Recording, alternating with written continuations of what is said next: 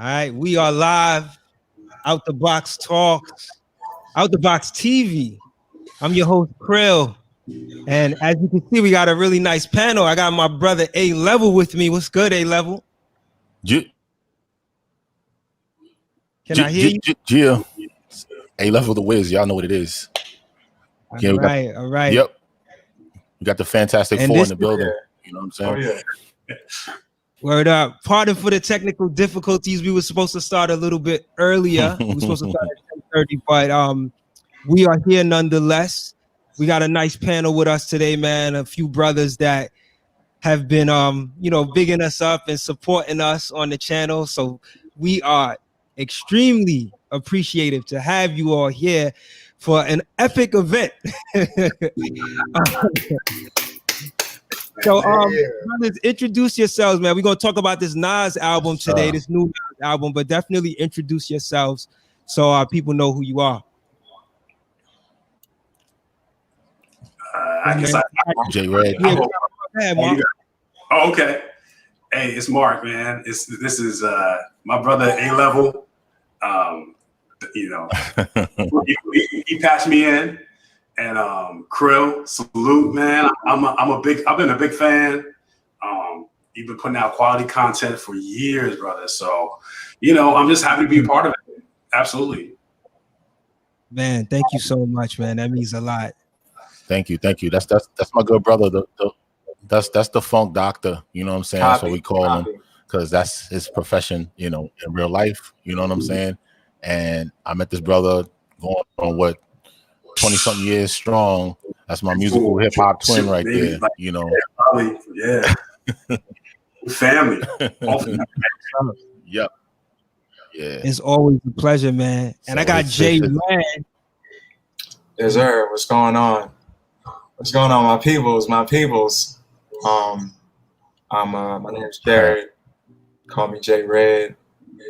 Shout out to A-Level. Shout out to Cril for having me on here. I'm very excited to be a special guest on Out the Box TV. Right.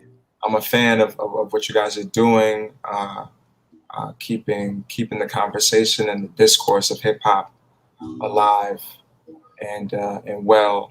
I'm an actor, so that's kind of what I do. I've been in a couple things. If you've seen like some series based in Harlem, whether it's Godfather of Harlem or Luke Cage, see me on there trying to put on for Harlem. Harlem is a borough, so I put on for my borough. Harlem is its own separate thing from Manhattan.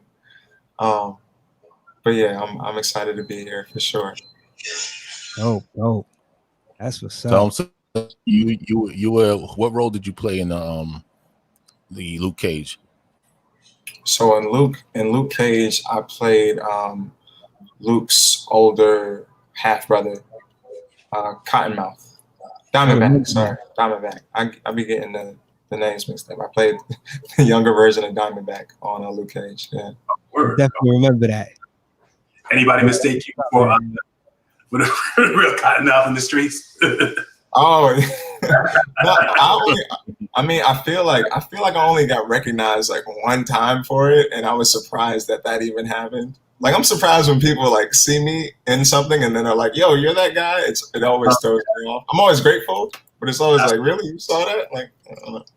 That's what's up. I'm a big fan of the show, so that's a moment right there. You can tell your grandkids about that one. Definitely. Yeah, man. I appreciate that. I appreciate that so much, man. I try to, like, all the shows that I do, I try to make sure they ultra black. Like we're about to get into right now, like this Nas album. Oh man. So, listen, man, I thank you all again for being here. This is super dope to have y'all, a part of this panel. This is the first time we're actually doing something like this without the box. So y'all are a part of our history right now, man. That's dope. Yeah. So, with all the accolades and everything, and just the fact that you guys have been, checking us out for some years, man, we really appreciate that. And we are at a special event tonight because one of our favorite MCs, I want to say most of us, right? Pretty much everybody here is a huge Nas fan. He actually dropped his 13th album yesterday.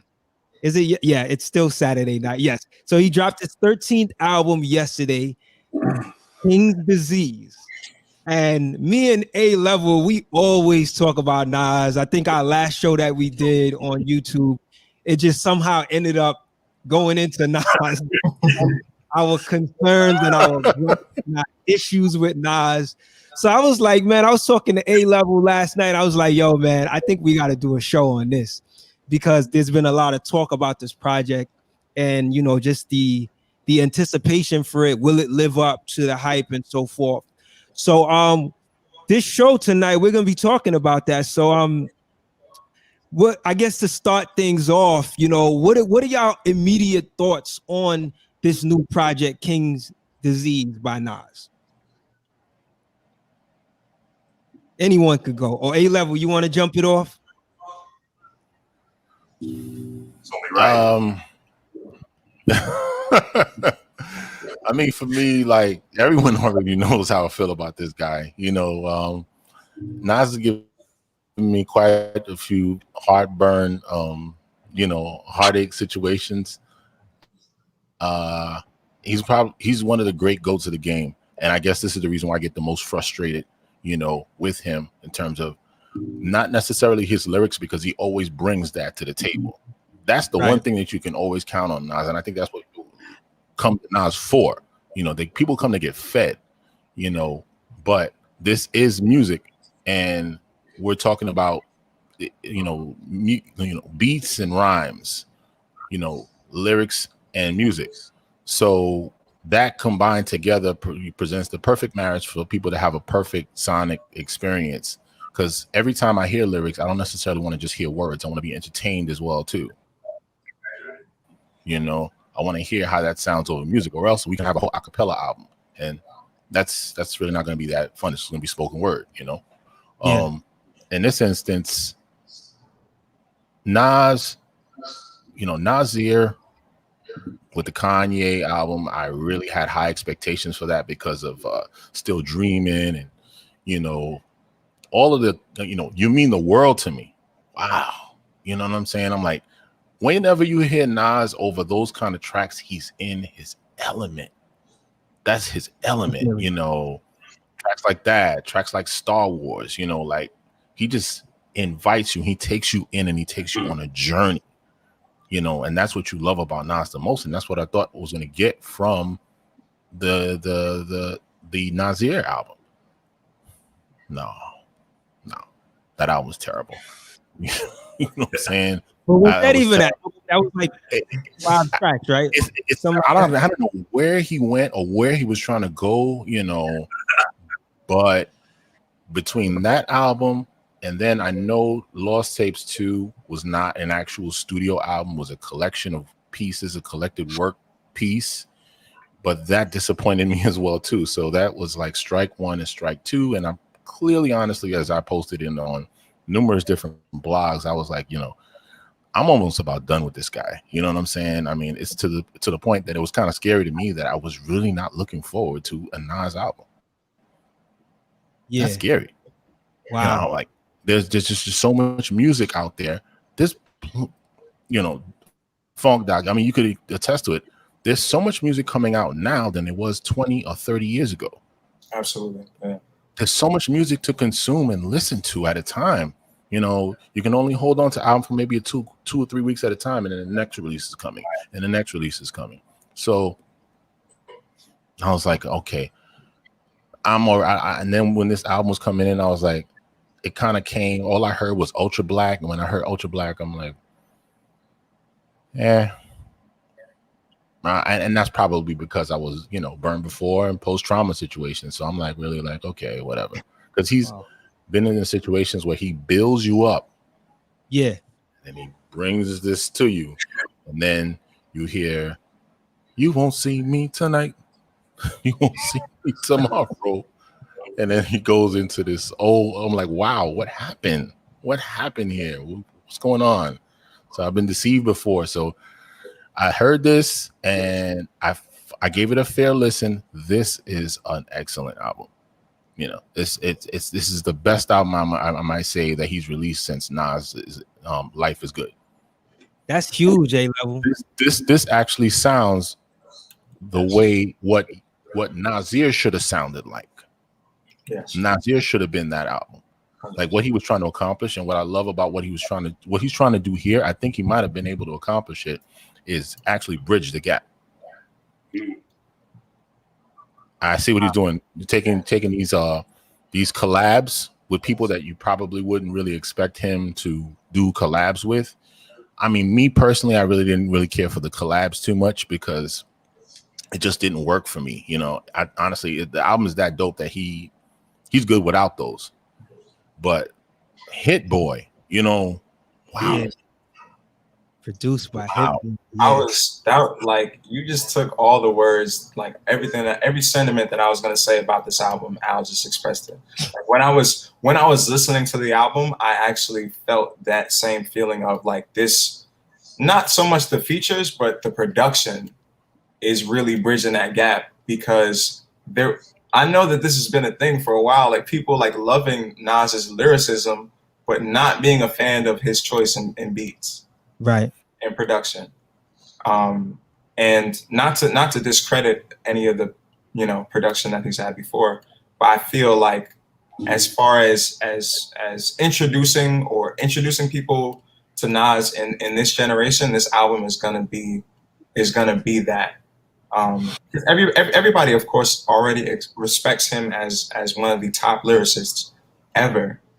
But yeah, I feel like with this album, it definitely did that. You heard the lyricism, but you also had the beats. Like the beat selection was crazy. The sampling, like everything was very well done. Yeah, I think that this, like Al said, I think that this album accomplished what Nasir was trying to accomplish because I was hyped for that album. Like I thought it was gonna be like exactly like Girl You Mean the World to Me. Like Ye produced that, and I thought we was gonna get 10 of those. I was like, oh, this is gonna be crazy. And we got one, maybe. I thought we were gonna get Still Dreaming. You know, Right. you know what I'm saying? Right. And he just went. I don't where that out. I can't even tell you one song off of there. I don't even remember the song off of Nasir. I literally listened to it 2 times, and I just put it down. Go ahead. Shot the Slick Rick joint was tight. Yeah. Though. I thought that joint was. That's the only song that anybody could name off that album because the Slick Rick beat flip and that Richard Pryor sample was crazy. Yeah, it was crazy.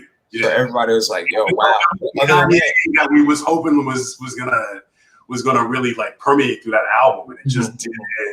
It didn't go. You know, like I mean, so I posed the question, like why.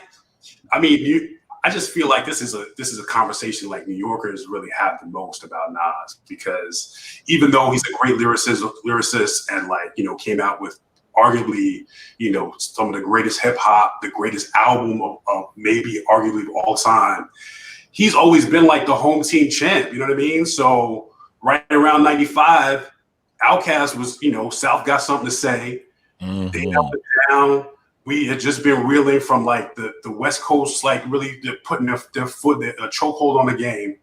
And we really were like, Nas like the home team champ, like really hold it down. And like, we all knew Jay had that King of New York title. But Nas was like, he was like the hero, like the man with the pen, you know what I'm saying?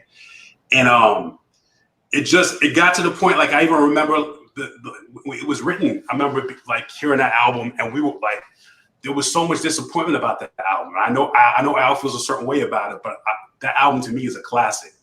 Mm-hmm. And I think a lot of the criticism that came from it, that it wasn't Illmatic, it wasn't the same content. He was talking about jewels and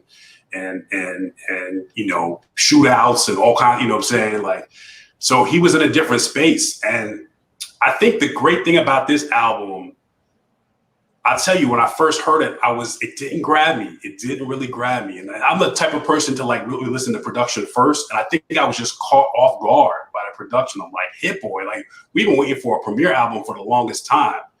But you know, the thing that I'm learning now about Nas, that we're catching up to him.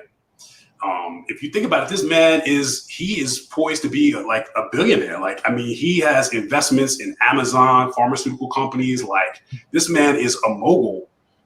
And even though his records aren't played on the radio every day, this guy has like really his life, his status, his tax bracket has, you know, so many things have changed in his life that I wasn't really like aware of. I didn't know he had, you know, he invested in a pharmaceutical company or Amazon or all that stuff. And like, a man is like, so he doesn't really have to rap, but the thing that he's doing right now, he's just like, he's kind of just like trying to reinvent himself, and he, like really with no repercussions. Because if this doesn't work out, he can still keep living. So I mean, we're really just catching up to him at this point. I mean, I think the production, like, it's almost subliminal to a fact. It's like, okay, this is not really a Nas joint, but I'm like, you know what I'm saying? I'm like, it's smacking. You know what I'm saying? Oh, right. It definitely is. What was the joint with the breakdown? Oh man, The Cure. The Cure. Oh, and you brought that. I brought that up. I'm like, The Cure. Let me go back and check it out. I'm like, yo, this guy, like, Hit Boy. The second half of that beat. Wow. You know what I'm saying?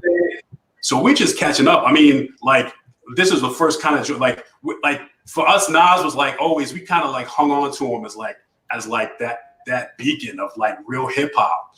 And even as good as Life is Good was, it was still kind of that nostalgic. You had the Salaam Remi joints, you had Swiss Beats, you had the Hot Day, you know, sort of redo with Mary J. So you have all these like 90s babies who were kind of clutching onto it, and now we getting Lil Durk. This might be for some of us, might be our first introduction to Lil Durk.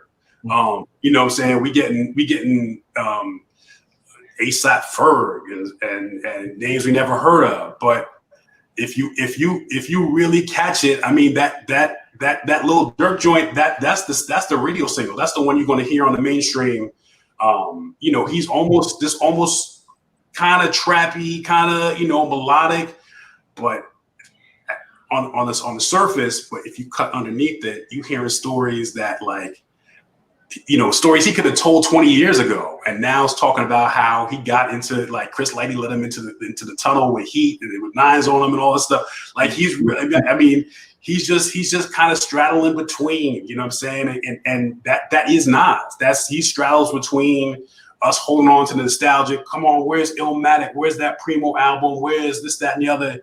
And he's in the future right now. You know what I'm saying? So you just, you know, this was one of these things that's like, it's almost like an abusive relationship. You just, you know what I'm saying? He kind of lets you down, but you kind of you accept what it is. And you know what I'm saying? And the vice versa, you kind of like, oh, Nas, whatever, I'm not going to listen to, you know, like I was saying, I was like, I really didn't want to hear another Nas album. We kind of, it's just this weird symbiosis of the fans and him. And he really just like he exists in that sort of that weird space, and that's just what it is. But you know, the album is a slow burner, man. That joint, I'm gonna have that on the loop. Definitely, absolutely, for sure. I liken that album to how I felt about Written Testimony when it first dropped. That was a slow burner for me. The dopest track on that album was Ghost of Soulja Slim. That smacks you in the teeth from the moment the album the Electronica album, right?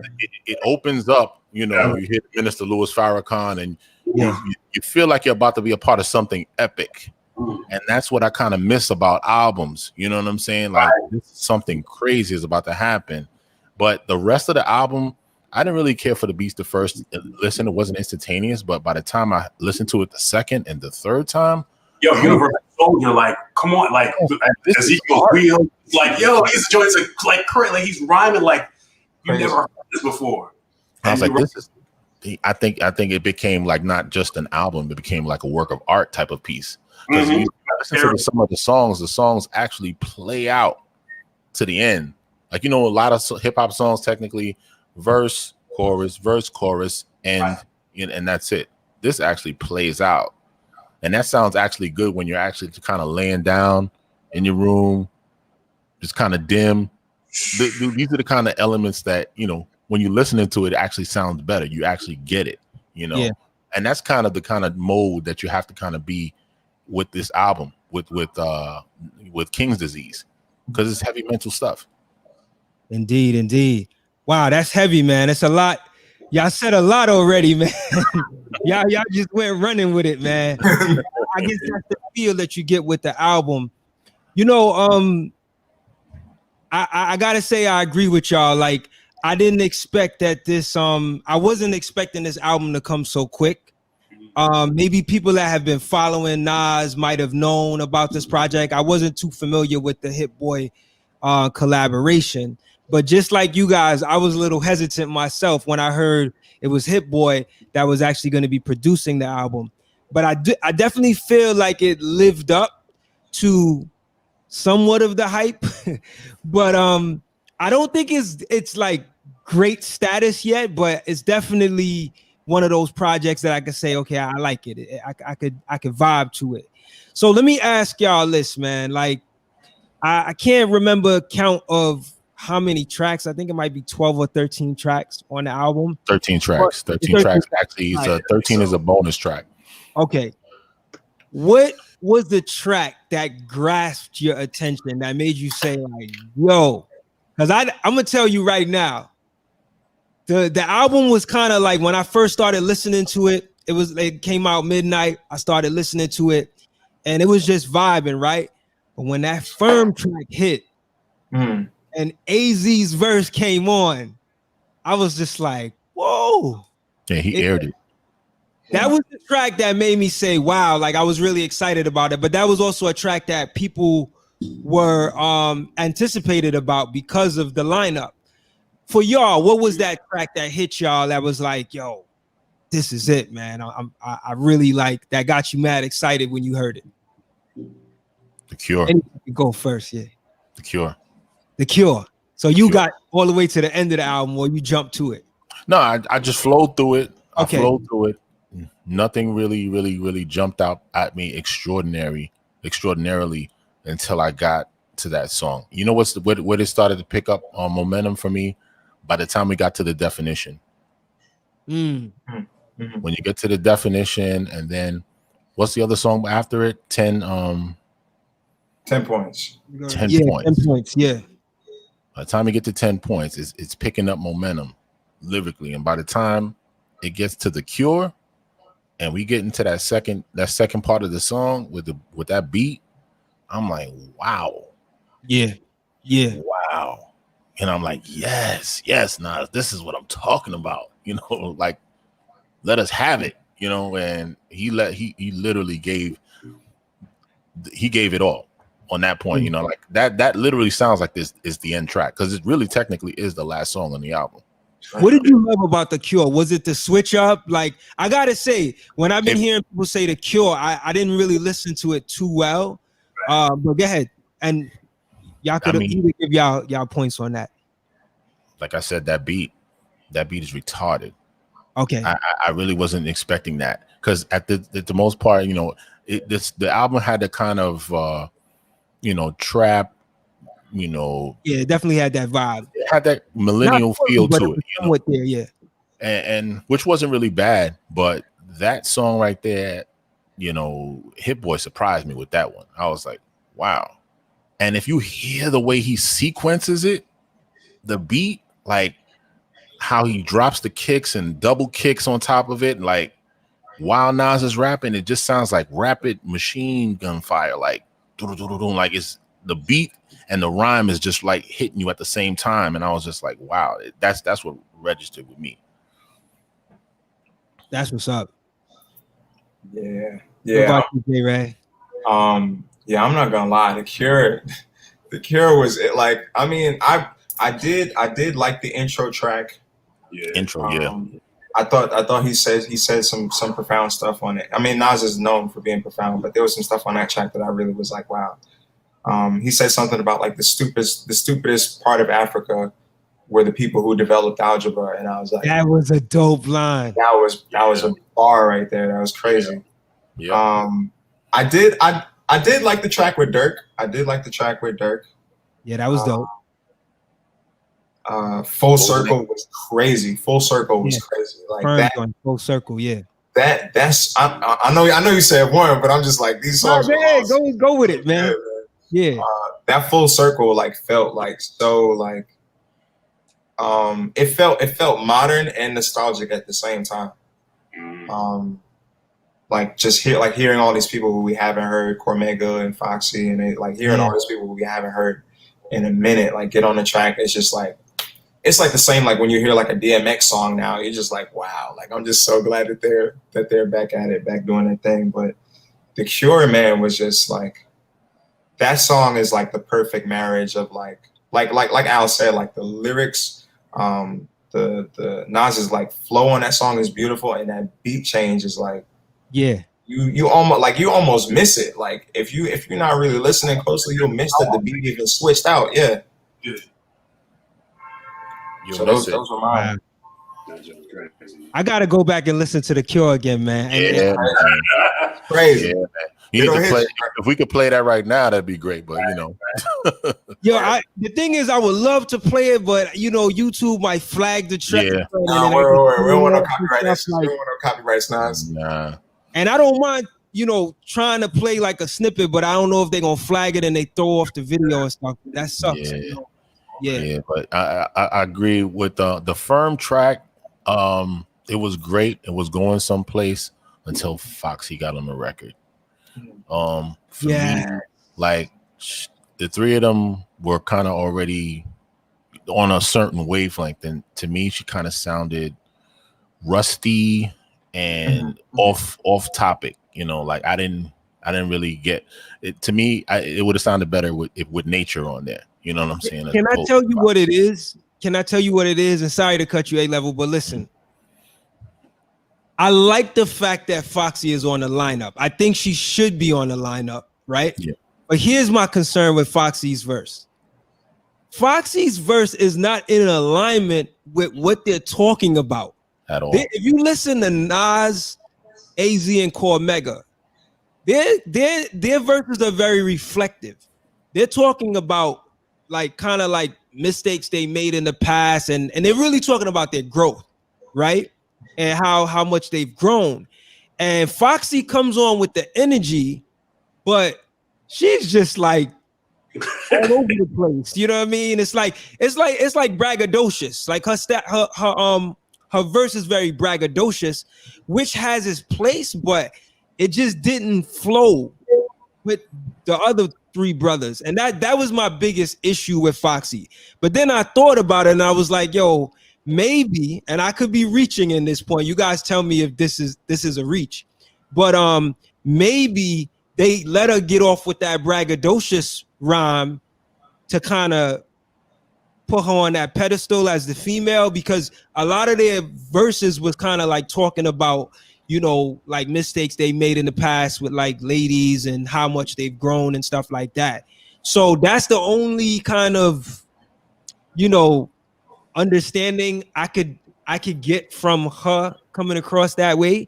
But other than that, like, I think Nature would have been good, but I do like the fact that Foxy was on it.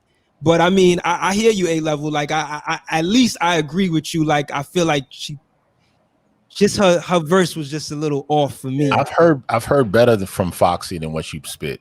Right. Way better from Foxy than what she spit there, and I was kind of disappointed in that because, you know what it is. Everyone's the first time we're listening was hearing the Firm since the Firm album.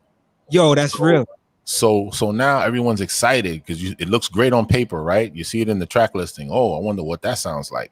So I think, just hearing Foxy on it, never mind what she's saying, everyone's happy about that. But, to me, it actually looked more better on paper with her added because of her effort. I don't think she gave the effort, and they really kind of let her get away with that because they should have, that was obvious. They could have literally heard that, all right, there's some producer, somebody should have been like, this is not, this doesn't really work here. Let's try this again. You know what I'm saying? Right. I mean, yeah, I mean, I it doesn't ruin the song, but I did feel a little disappointed. You know, I felt like Foxy had a great opportunity to be on some reflective stuff too, but you know, she could have flipped it from a female's perspective, you know what I mean? And I thought that might have been a better angle for her, but it doesn't ruin the song. What y'all think about Dre? I didn't even realize that was Dre. I didn't really understand what was the point of him actually being on there and saying that at the end. You know what I mean? Like that the song could have been better either way with him or not on there. Yo, Hit Boy, what's up? Yeah. It's dope. It's dope. I didn't even realize it was Dre. I'm like, I thought about it Hit Boy. I was like, yo, that's not King Dre. You know what I mean?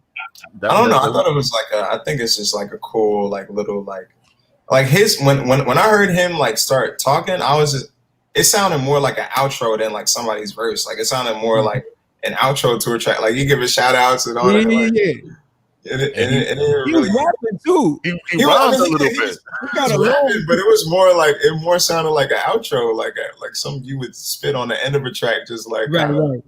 Messing around and just shouting people out and whatnot. I mean, I thought it was cool. I agree with what you guys are saying about Foxy. I feel like I don't know that was just for the sake of just being a collective. Like if you are a collective and you are like a group. You know what I mean? Like that would be like that would be like you hearing a song and it had the locks on it, and you had Styles and Sheek Louch, and you had no Jada. You'd be like, all right, this is kind of weird. Like even if Jada's verse was off topic, they would keep it in there for the sake of like this is the locks. You know what I mean? So yeah, I think go ahead. I'm sorry. Go ahead, Mark. Yeah, no, you do see that a lot. Like, Outkast, Goody Mob, Wu-Tang is always, I mean, like Ghost, what? Where did you come up with that? But the energy is still consistent. You know what I mean? And she sounded like she was not even like in this, like just the way even the vocals are engineered. It sounded like she really kind of phoned it in. I mean, whatever. I mean, I'll take it, but yeah, it threw everything off. But I mean, still, hey, I'm glad they're all cool, and who knows what could happen in the future with them. Right. Yo, what y'all thought about Car 85 with Charlie Wilson? Uncle Charlie, yeah. Charlie. Man, that was cool with me, man. That was the summer. That's you get in the car and ride that one. I mean. Not just telling us, he's a storyteller. So that's what it was, man. That's one of those stories too. It's crazy. You hear all these stories, like rappers tell stories that they could have told like 20 years ago. And it's just like the fact that it was like, boom, I got it. I'm gonna just put it down. It was like clear as day. It was just a nice flex in the storytelling. The beat was, melodic, cool keys to it. I mean, and then Charlie, he just smoothed it out. It's what it was, man. I mean, I think the nice thing about this album was that it touched all the bases to an extent. You had your radio joints, you had the joints that we all were waiting for, the 95ers who was waiting for it. And, the nice thing about it though was that having that one unifying force at Hit Boy, it kept everything together. Because otherwise, you have an LES joints, and then you have, Premier joints, and then, his records have been like this in the past. We're like so far out there. It's like none of the songs really connect. So I think that was a good formula for the album, is just having that unifying, sort of sound and keeping it all together from that standpoint. But yeah, Cardi 5, that was a hot one, man. Definitely, it reminds you. I mean, you can't relate now because you got Uber or who knows now how people get around. But you know what I'm saying? But yeah, that car service, man. Those black cars, the dollar van, all that, man. That's vintage. Yeah. That took you back in the days, car 98, car 90, this, you know what I mean? That was your car, that was your guy. So yeah, it was cool. It had a real nice, like, laid back vibe to it. I feel like the album has a lot of moments like that. It's kind of, it reminds me of a time, even though the music is kind of like that updated sound, that new, like you said, A-level, like that new trap I won't consider it maybe exactly trap, but it's like that new. It's a millennial sound. Yeah, that new millennial sound. Yeah, that's a good way to describe it. But it's still, I don't know. I think maybe it's because of Nas. It reminds me of like a 90s sound too. You know what I mean? And I feel like that was the gist, and I feel like Hit Boy did a really good job of excellent job of capturing both of those like in one beat, because there's certain parts of the beat when you hear it and you're like, oh, that sounds like really like boom bap, like, you know what I mean? Like there's certain parts of some beats of some songs and you're like, wow, that sounds like really like reminiscent of an old, old Primo joint or whatever the case is. So I feel like Hit Boy is very much a student. So he's, going back and seeing, learning from these people's production and maybe putting his own spin on it, maybe adding an extra, snare or an extra drum or whatever, but it's still keeping the essence of all the old forms of hip hop, I think what Hit Boy managed to accomplish on this album from a millennial standpoint was some millennial soul, man. Mm-hmm. Mm-hmm. Nas works well and his best over soulful tracks because he's a soulful guy. That's just who he is. I don't really necessarily want another Illmatic. I don't want to go backwards. I want soul. Give me something soulful because that's who you are.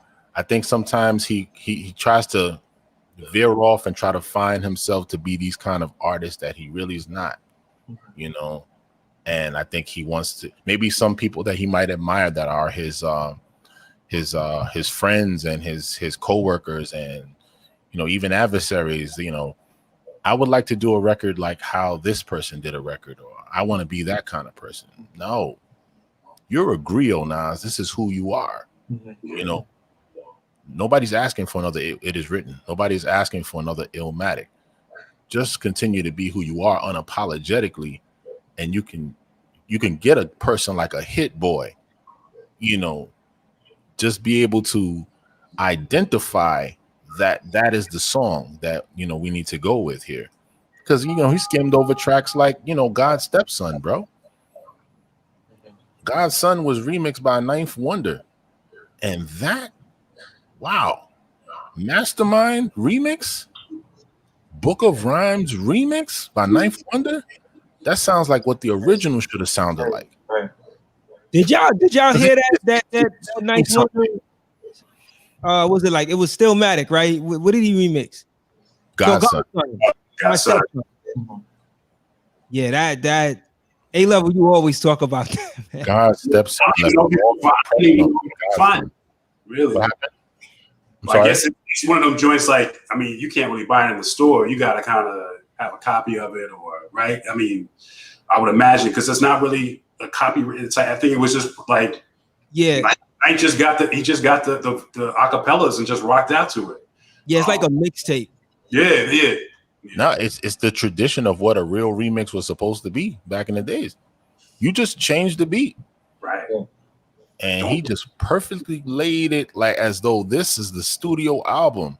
Mm-hmm. That was excellent. That's nuts. I encourage anyone to go out and get that God's Stepson. If you really want to hear Nas in his element, man, like he and what was sad about it was, like, they asked Nas his opinion about what he thought about the album, and he said it was cool. He said it was okay. Nah, don't do that. Don't do that tonight. We're not going to sit here and do that tonight, Wonder, like that. I'm like, okay. I'm like, it just gives me an idea, about Nas, and I guess what his mentality is. And like, I think Funk Doc hit it on the head earlier. We are either how many steps behind him, or he's someplace else, because he's not the artist that we think he is. I think he's somebody else, and that we haven't quite gotten on the same page with where he is. Yes, it's like the gift and the curse. You have a man who's has unlimited lyrical talent, has a reputation, and is adored by many, and also financially has the means to. So it's almost like he has too much in his hands, too much power, and you have to somehow be tethered by some type of constraints, time constraints, logistic constraints, and that's how some of the best music gets made. Some of the best music I ever heard, I've been made on like 4-track, Tascam recorders. You know what I'm saying? It's just when you have so much, when you have Dre, when you have Alchemist, when you have Ninth, when you have Swiss Beats and Large Professor, it's like you have so much to grab from. It's like being at the buffet. You just grab, and then you have like all kinds of like meatloaf and pudding and all kinds it's like it don't make no sense. Mm-hmm. So you need to have that like unifying force. I think he just had too much power, to be honest with you. And I don't even know, and I don't even think I want to know how the Hit Boy collab came to be. Mm-hmm. But I had to I had to like just backtrack. This man did Paris on Watch the Throne, right? And he did Sicko Mode. These are generations apart, but they're the biggest songs of their time. Mm-hmm. To link up with a man who is so like anthemic in those two different eras, and is kind of like still in my mind like sort of an unheard like sort of talent is just what Nas needed. He needed somebody to like bridge that gap sonically, and he did it.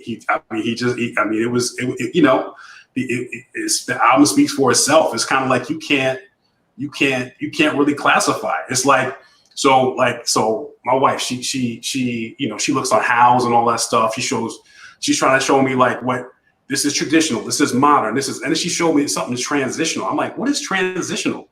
Transitional style is just like it's a mix of everything. You're like, that's what this album is, man. It's just transitional. So it's just going to be interesting to see. It just makes you want more. You want to see what the next steps are. Where is he going to go? Because he just takes you on a ride, and it's just you got to hang on and be like, all right, either I'm gonna ride this one or I'm gonna sit it out. So, this album would have passed, because when did it come out? It came out 24 hours ago, I guess.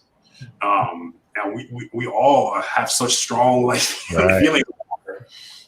He's got the whole social media lit right now. Yeah, we need that. We need to make an event out of these releases, because, like Al said, this music is disposable, man. You could drop an album, and 2 weeks later, it's not on iTunes, it's not on Spotify. The page has refreshed, and stuff disappears. And this is a way that you make sure that your art doesn't disappear. You get people to talk about it. You get the blogs going. You gratify people. You incense people. You know what I'm saying. You bring up topics that sometimes are uncomfortable or you don't want to hear about. But really, my I guess when you think the song that really like sort of like I don't know really if it's my favorite, but the song that really like was the momentum starter for me was 27 Summers, because it put me into the framework of where he's at. I'm like, oh, I'm sorry. I forgot that you different. You are a different dude. You're different than the average rapper. So you're not going to be talking about the same things that most rappers talk about. But yeah, man, it's just a great document of growth, just like 444. You know what I'm saying? It's just like, Kendrick with Damn. It's just a document that you can look back on and say, okay, this is where we were in our time. This is where the artist was in his time. And that's really what I think the art should be. You know what I'm saying? Not about how much we can go into, flooding your watch and you driving this, you driving that. But it's just like, how does your experience, how can I relate to your experience? And that's really what I think artists look for, is a way to communicate with people about their experience and to tap in and to cut through and to communicate and to reach people. And that's exactly what he did, man. He just touched people, and we just keep moving forward. I mean, I just hope that a lot of people just take the time to sit with the album, because it's kind of easy to like write it off and say, this is not what I'm really feeling. Hit Boy, I'll pass. Right. But that's what it is, man. It's just, we gotta really support all our artists, man. and just hear them out. Give them a chance. Don't just listen once. Don't just scan a couple 30 seconds on whatever it may be and pass it on. Just sit with it and just like Jay Electronica, man. That joint. The more you dig into it, the more you find. So that's the beauty of stuff, man. That's a hard record. Yo, not to take you off course, but I gotta shout you out, Mark. Is that a Mad Villain t-shirt you're rocking? Yeah, man. Because I'm like, yo, hold on. Mad Villain shirt. That's the Big L joint. Big L. Y'all came with it tonight, man. Oh, we had to come prepared, baby. We came prepared. Me and the Funk Doctor, we got the memo. Listen, look at my shirt, y'all. Okay, we see. Hey, look. I got the V. You're a purist. You keeping it pure. Nah, I mean y'all came ready, man. I'm looking. I'm like, hold on. I don't even think I ever seen that Mad Villain shirt. Stone Throw joint, definitely. Yeah, Stone Throw. That's what's up, man. I'm about to get my MF Doom shirt in the mail right now. Right. Man. Yo, speaking about projects, right? That we talk about Nas and wanting to hear certain projects from him or hear him over certain producers. Like Mad Villain is a project that me and A-Level, I'm sure we can have another show where we just talk about the impact of that and the anticipation for that next album. But I didn't want to digress. I just wanted to shout you out for that, man. That's thank you, bro. Hey, that's the thing, man. Like, see, I listen, I listen to you, right? So when I hear you talk about Doom, when I hear you talk about, Madlib, I mean, that's the stuff. That's the school I come from, man. That's the essence for me. You know what I'm saying? Just that high evolution of hip hop. You know what I'm saying? Like, I love the '90s, and that's the foundation. But to hear these men just make sounds, create music, put lyrics together, it's just the highest form of the art. And it's just that classic, you go back and listen to it now, it's just, I mean, you just rock into it like before. You got memories of the past. So that's how music is, man. It just paints like a soundtrack for your life. You know what I'm saying? You go back and listen to certain songs, and it just brings it all back. So that's why I keep the Mad Villain. That's why I keep Dilla right here. Dilla, yeah. You know what I'm saying? On the back. Shout out Donuts. Yeah. And them dudes really, in the early 2000 to 2006, that was Madlib and Jay Dilla's world. Like he was just saying, they helped evolve, hip hop production, music production, and take it to the next level, and opened up, the avenue for guys like Flying Lotus and all these instrumentalists that you hear now, because they were very experimental, and they went off from just chopping beats and, things of that nature. So I just wanted to kind of pose another question to the room. We were talking about Nas and being hard on his stuff and critiquing and things of that nature. That is the environment that myself and Mark are from. It wasn't about record sales. It never was. It was about 5 mics in the Source. It wasn't about Billboard charting. It was about who got Rhyme of the Month in the Source. It was basically, bottom line, about who was the sharpest and who had the most skills, because back then, I guess during that time, hip hop wasn't really generating that much money, right? So the only thing that you really had to say of any value was the fact that you were the best. Right. And you know how you got pushed to the best? You got pushed to the best because of constructive criticism. Right. When PE first came out, you had Melly Mel in the audience booing them, yo. Booing them. Yeah. That didn't discourage him. Yo, work on your stuff. Work on your stuff. Because had he would have not been doing that, you probably wouldn't hear it takes a nation of millions to hold us back. People were forced to actually go in the studio and make your stuff sound better, because that is what was of the value. You had to be dope. You couldn't sound like somebody else. Biting, that was that was out. The moment you sounded like somebody, or you was trying to make an attempt to look as though you're trying to obtain pop status, you were out. It might blow up, but it won't go pop. I'm the sheriff and biting is illegal. You know, rap is not pop. If you call it that, then stop.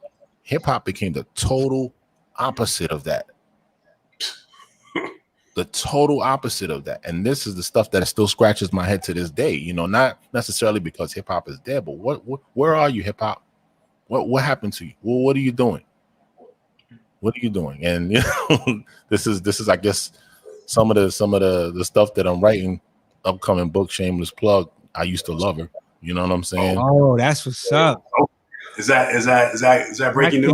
Dive into that. Right. Even I was surprised. He was like, okay, right? Funk flex, drop the bomb on that. Drop the bomb. But I'm gonna drop an applause for that. Man. Yeah. All right. Oh, yeah. But Wow. what I wanted to pose to the room was, do you think the culture is currently ready to embrace constructive criticism? Because maybe that's the reason why the music is fell from where it's at, and now it's more commercial than it's actually about skills and creativity and trying to innovate. No one really cares about innovating because the value is about money, status, and stories. You know what I mean?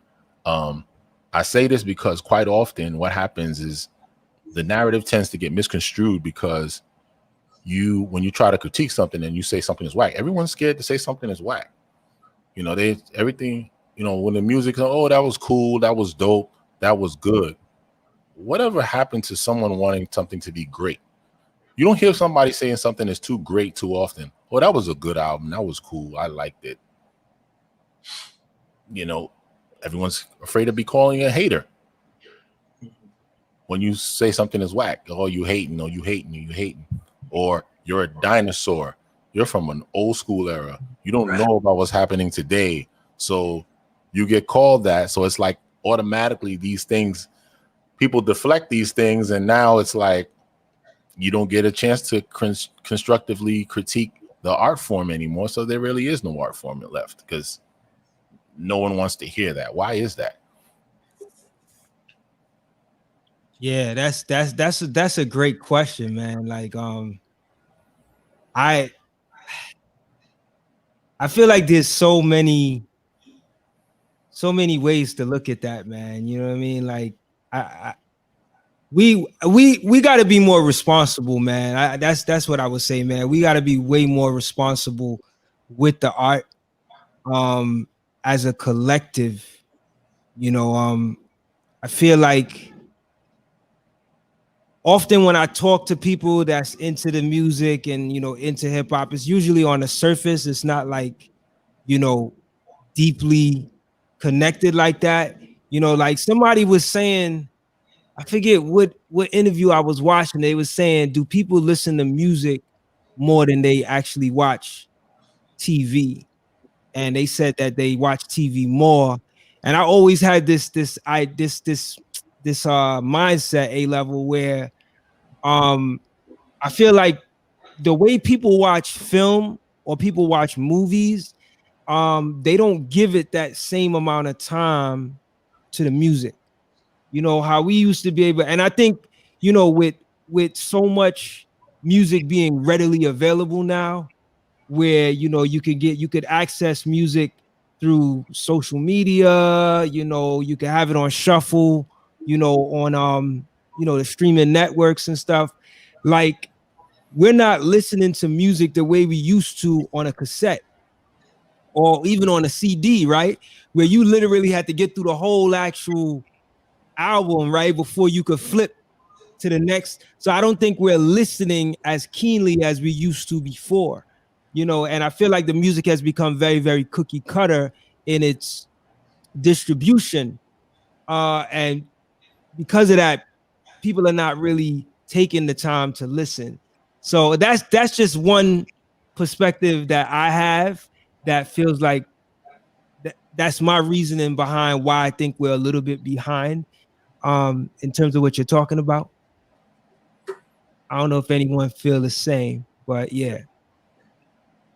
Yeah, I agree absolutely, man. I think Al, we were talking about people don't even know what a J card is. Like you know what I'm saying? Like a J card. So I'm gonna take it back even for like before CDs because you can skip through the joints, right? So Right. You can't. Yeah.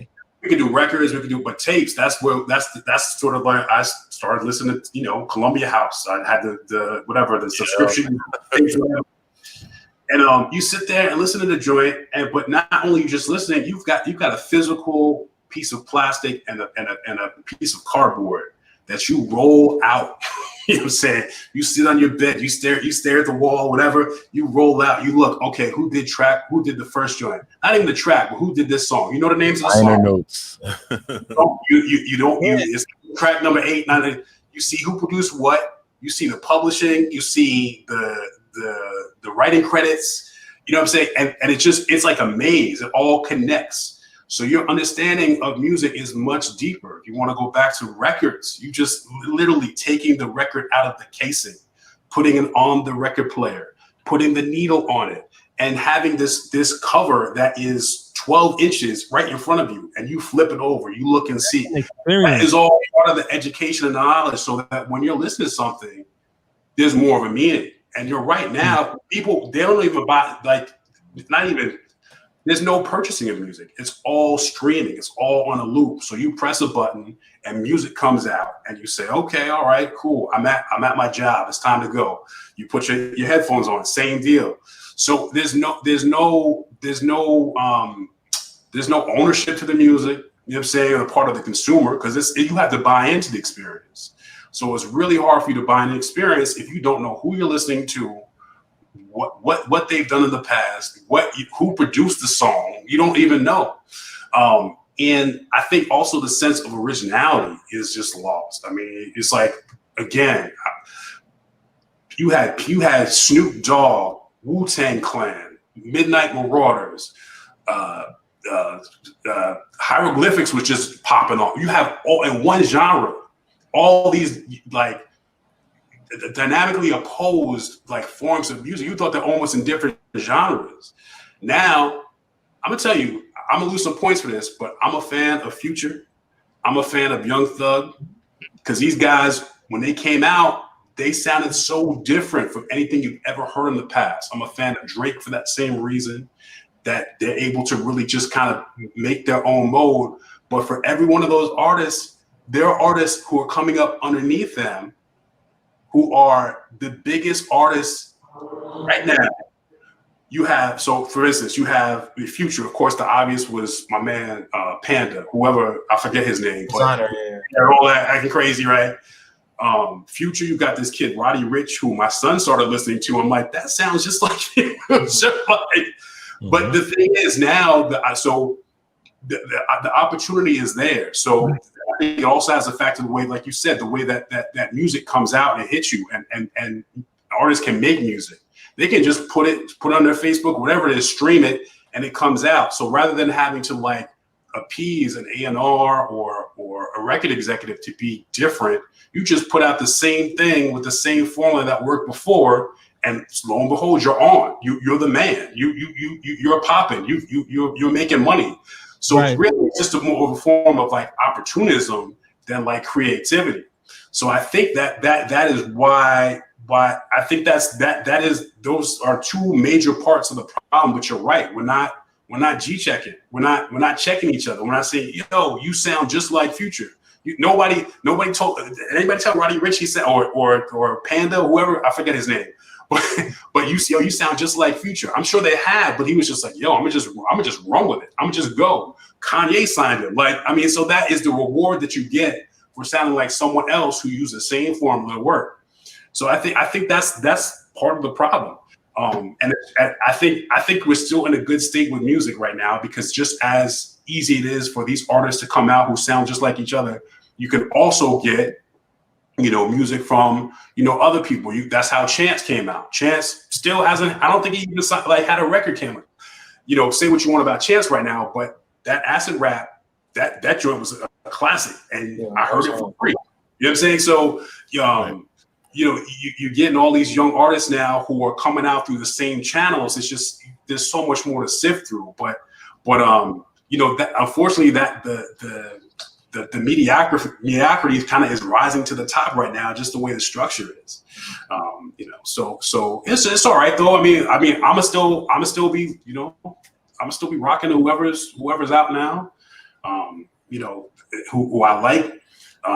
It may not be the classic stuff that you know, that I'm used to, but if it's good, I'm gonna listen to it. But if it's not, if it sounds like something else, I'm gonna just pass through. But I pray for like our younger generations now, because it's not that ethic. I don't know where it got lost. I really don't. I mean, you know, Al, you might, but and Jared, you too. But I think it got lost, bro. And I mentioned this before, when our generation stopped teaching. We went to the clubs and we stopped teaching. We got so enamored by that era that people like my baby sister Leslie was home to kind of figure it out on her own. Wow. And now you have not just her generation and the generation after that don't really care about where it came from, because no one was there to establish or introduce to them or hand the baton to them, so to speak, to say, here, you know, this is how we did such and such, so they can get informed and not necessarily just, you know, admonishing them and saying, oh, what you're doing is terrible. No. How about adding that? I like that. That's dope.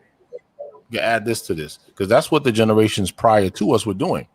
This guy, Baby Bam, said it best when, I don't know if Corey, if you remember, like, he was actually talking. He was like, he was on Sway and Tech with the Jungle Brothers, and he said we were getting informed by Africa Bambaataa. We were getting informed by Grandmaster Flash. We got informed from them. We got informed from our parents. We put it together and we move forward. There's no information. There was no information from that 95 era going onward. When we finally, you know, snapped out of it, it was like, what happened? You know, what's going on? No, it's supposed to go like this. Man, get out of here with that Illmatic. You know, you don't want to hear all of that. It's about this now. And that's fine. Yeah. But if you don't know really where it came from or don't care about where it came from, where are you going? Exactly. Yeah. I mean, now you have the state where it is right now. It's just kind of like it almost looks as though we've reached an end, or possibly, you know, at a ceiling right now, where it's just either growing into something else, which is cool. If that's what it is, then that's what it is. You know, hip hop has its time, just like jazz or any of these other, you know, genres. You know, maybe we're at that place, but we need to put that in perspective. You know what I'm saying? I feel like, I mean, like, just from my perspective of you know, being in the kind of millennial generation, and like I feel like there has to be like mutual like respect, like the young the people in my generation have to they can't look at, like, I will not tolerate any primo disrespect, any Gangstar disrespect, any, you know, Alchemist, like all these people that like really and, you know, rappers as far as Nas and Rakim and I mean, Guru is still one of my favorites. Jada, I don't want to hear anybody be like, oh, these people are whack just because they're from a different era. But also, like, people who are fans of that era of music can't automatically be like, yo, this is trash because it's not stuff that I would listen to. You know what I mean? At the same token, like, I feel like the music that's being created now is only as intimate as like the transaction of music. Like you guys were talking about vinyls and CDs, like that is a lot more of an intimate transaction than you just streaming something. So I feel like people are making music based on that, based on like the fact that music, for the most part, isn't as cohesive or as intimate as it was, you know, prior, or just not there's not that same like volume of quality content music. You know what I mean? Like I feel like now more so, like before there was a little bit more of a evenly distributed ratio of like, I don't know, like your club joints or your like your whatever, your like your party joints and your conscious stuff and your informational, your informational rap. And now I feel like the ratio has just gotten thrown way out of whack because of how hip hop has been just like globalized and has like kind of evolved into pop music, which is something totally Kai De Niro said Nas' album is 5 for 13. Oh, you feel me? Yeah, that way. But yeah, I respect. I was gonna bring up this is young artist named Juice WRLD who he passed a little bit earlier this year. But if you go online, there are 2 separate videos of him freestyling off the top of his head for an hour, which is like an incredible skill. And like I think anybody can respect that. Like it's not Black Thought. It's not like the way that Black Thought is freestyling off the top of his head. It's not comparable to that. But anybody who can like literally put some thoughts together and like have some metaphors, it might not be the deepest thing you ever heard, but you still gotta respect it for their ability to do that. Right. So. Word. Wow. This started a whole other conversation, A-Level. This is deep. So let's get back to this Nas album, right? Yeah. And I thank y'all for the very inspirational conversation, man, because this could go somewhere else, man, but it's very needed for the culture. I wanted to ask, what did y'all think about Ultra Black when y'all first heard it? Because that was the first single. That was like that first word of like, okay, we got a Nas album coming, produced by Hit Boy. Like when y'all first heard it, what was the thoughts about that? I thought it was okay at best when I first heard it. Okay. I'm not gonna lie to you. I thought it was okay at best. I didn't really think that was a great lead-off single, or a lead single for presenting an album as great as it is. I actually like it now. That's what I was gonna ask. Do you feel like it grown on you? It's grown on me. It's grown on me. It's actually grown on me. I actually like the song a lot more now than I did when I first heard it. Okay. But that's because I was doing sideways. I was looking at it sideways. Yeah. I was looking at it sideways.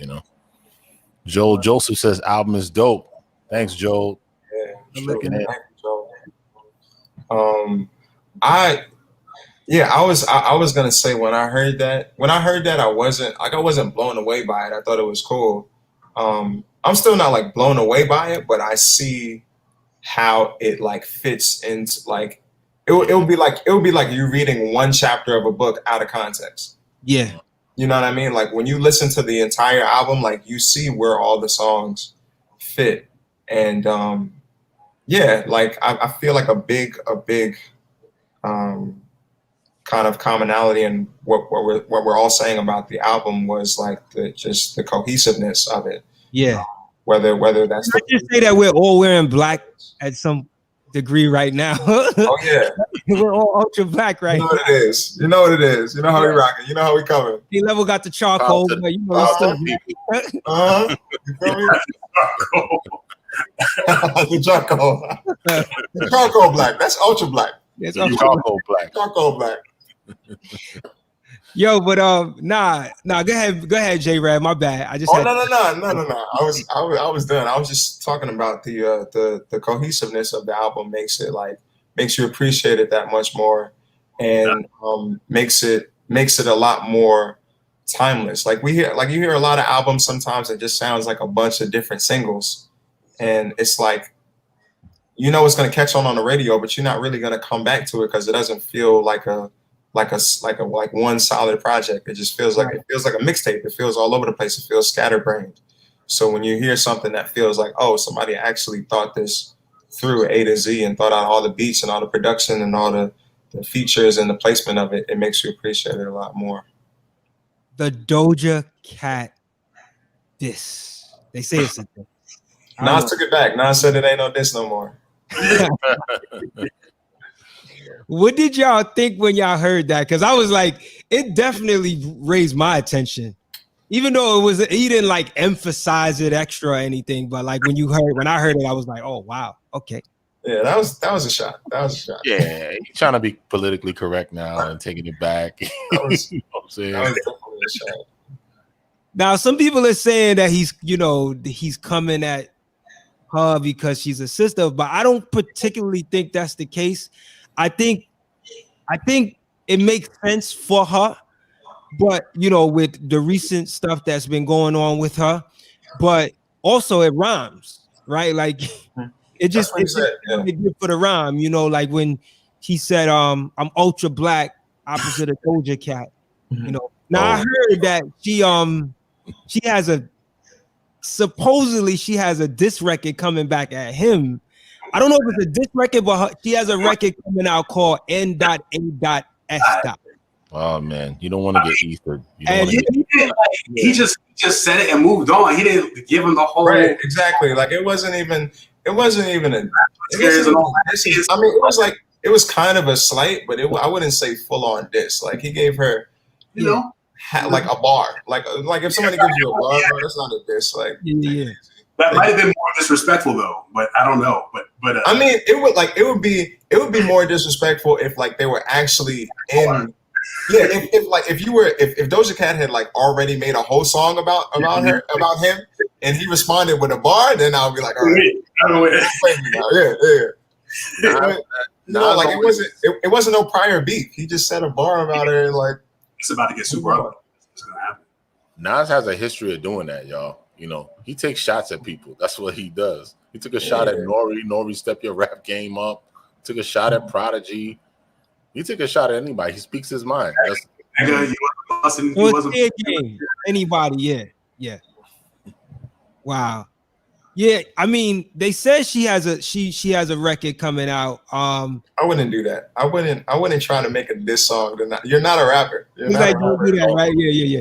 Don't do it. If I was her, I would not. I would just not do it. I think that's why he took it back, because he didn't want it to get to this point. You don't want this to turn into a circus now. Yeah, right. Like, I didn't even mean to cause this much smoke. I just did that for fun. This is a line. Yeah. I think it was just playful, and it just worked in the. Oh yeah, this is funny. In the rhyme scheme of it, But yeah, I just wanted to ask y'all about that. So yeah, Ultra Black, I'll say for me, it definitely grew on me. And when you hear it in the sequence of the album, it works. The energy of the song. It's like one of those, right. Yeah. It's like one of those tracks that, and I've heard many tracks like this, right? Like it'll come out as a single, it doesn't really hit me like that. It's good, but then when you hear it within the sequence of the album, it's like, oh wow, like I like how it places in the project itself. Mm-hmm. So yeah, I think that's what that track does. Now that's one of the great things that can actually draw away and take away from this album. This album was well sequenced, from start to finish. Sections. I guess. I'm sorry. It feels like it's in like 3 different sections. You know what I'm saying? Yeah. Like got the first 4 joints, and then maybe the middle 4 or 5. The first 4 are kind of like just the intro, just like the energy, the kind of real buoyant songs, and then you get kind of deeper once and then you hit. I agree with you, Joe. You hit you hit all much better than that trash Kanye and Nasir album. That's a fact. That's a fact. But yeah, once you hit that all bad, you kind of like, all right, where we going, Nas? And then we get centered back again, and he really digs in. But yeah, the more we talk about it, the more. That's why I like these conversations, because you start. Now I'm like, I just want to go back and listen to it again as a whole piece. Spicy with black. Nah. I don't like that track at all. It feels, that track. Oh, I didn't mean to cut you off, Funk Doctor. Were you? Yeah, Spicy. Yeah. I was gonna say Spicy just feels so. I mean, I understand why it's on the album, because that song is gonna get a lot of radio play because of Fabio and Ferg and Nas like being on the track together, and it's easily it's a palatable song. It's easily digestible and it's palatable, but that song felt so unnecessary. Like the album definitely could have just ended after The Cure. Like I didn't. You don't come with that track after The Cure. That's what I'm saying. Like, come on, bro. Yo, A-Level, man. People are saying that they like that track, man. Shout out to One Mic, the group. But like, One Mic is the gift that keeps on giving, and One Mic, man, for real. Shout out to them, bro. Yeah, that's the Facebook group we sometimes be, we comment on and stuff. Shout out to One Mic. But all right, so here's my issue with Spicy. I totally agree with you, J-Red. Like, it could have ended at Cure, like completely for me. Spicy is one of those records that. Stop saying spicy. That's you can't even say it without laughing. Like, can't even say it. So yeah, it's one of those records that that I'm like, okay, I don't see how it fits in with the album, like, but it was actually listed as a bonus track when I first saw the album listing, the track listing, it was listed as a bonus track. So when I saw it, I was like, okay, this just got, it's a bonus, but in the sequence of the album, it didn't feel like it was a bonus track. It just came right on after Cure. And I didn't even realize that was the track. But I think my issue with the track is that there's a lot of reckless stuff being said, and I'm just not, I don't know, I'm at the place right now as an adult that that's not my vibe no more. Like, calling women out their name and stuff. Like, I'm just not, there was a time where I could listen to that stuff and just be like, let it fly. But I'm just not, that's not my flow anymore. And I feel like the album had a lot of moments where it was really, Nas was like reflecting on stuff, but it was also a lot of mature moments on the album.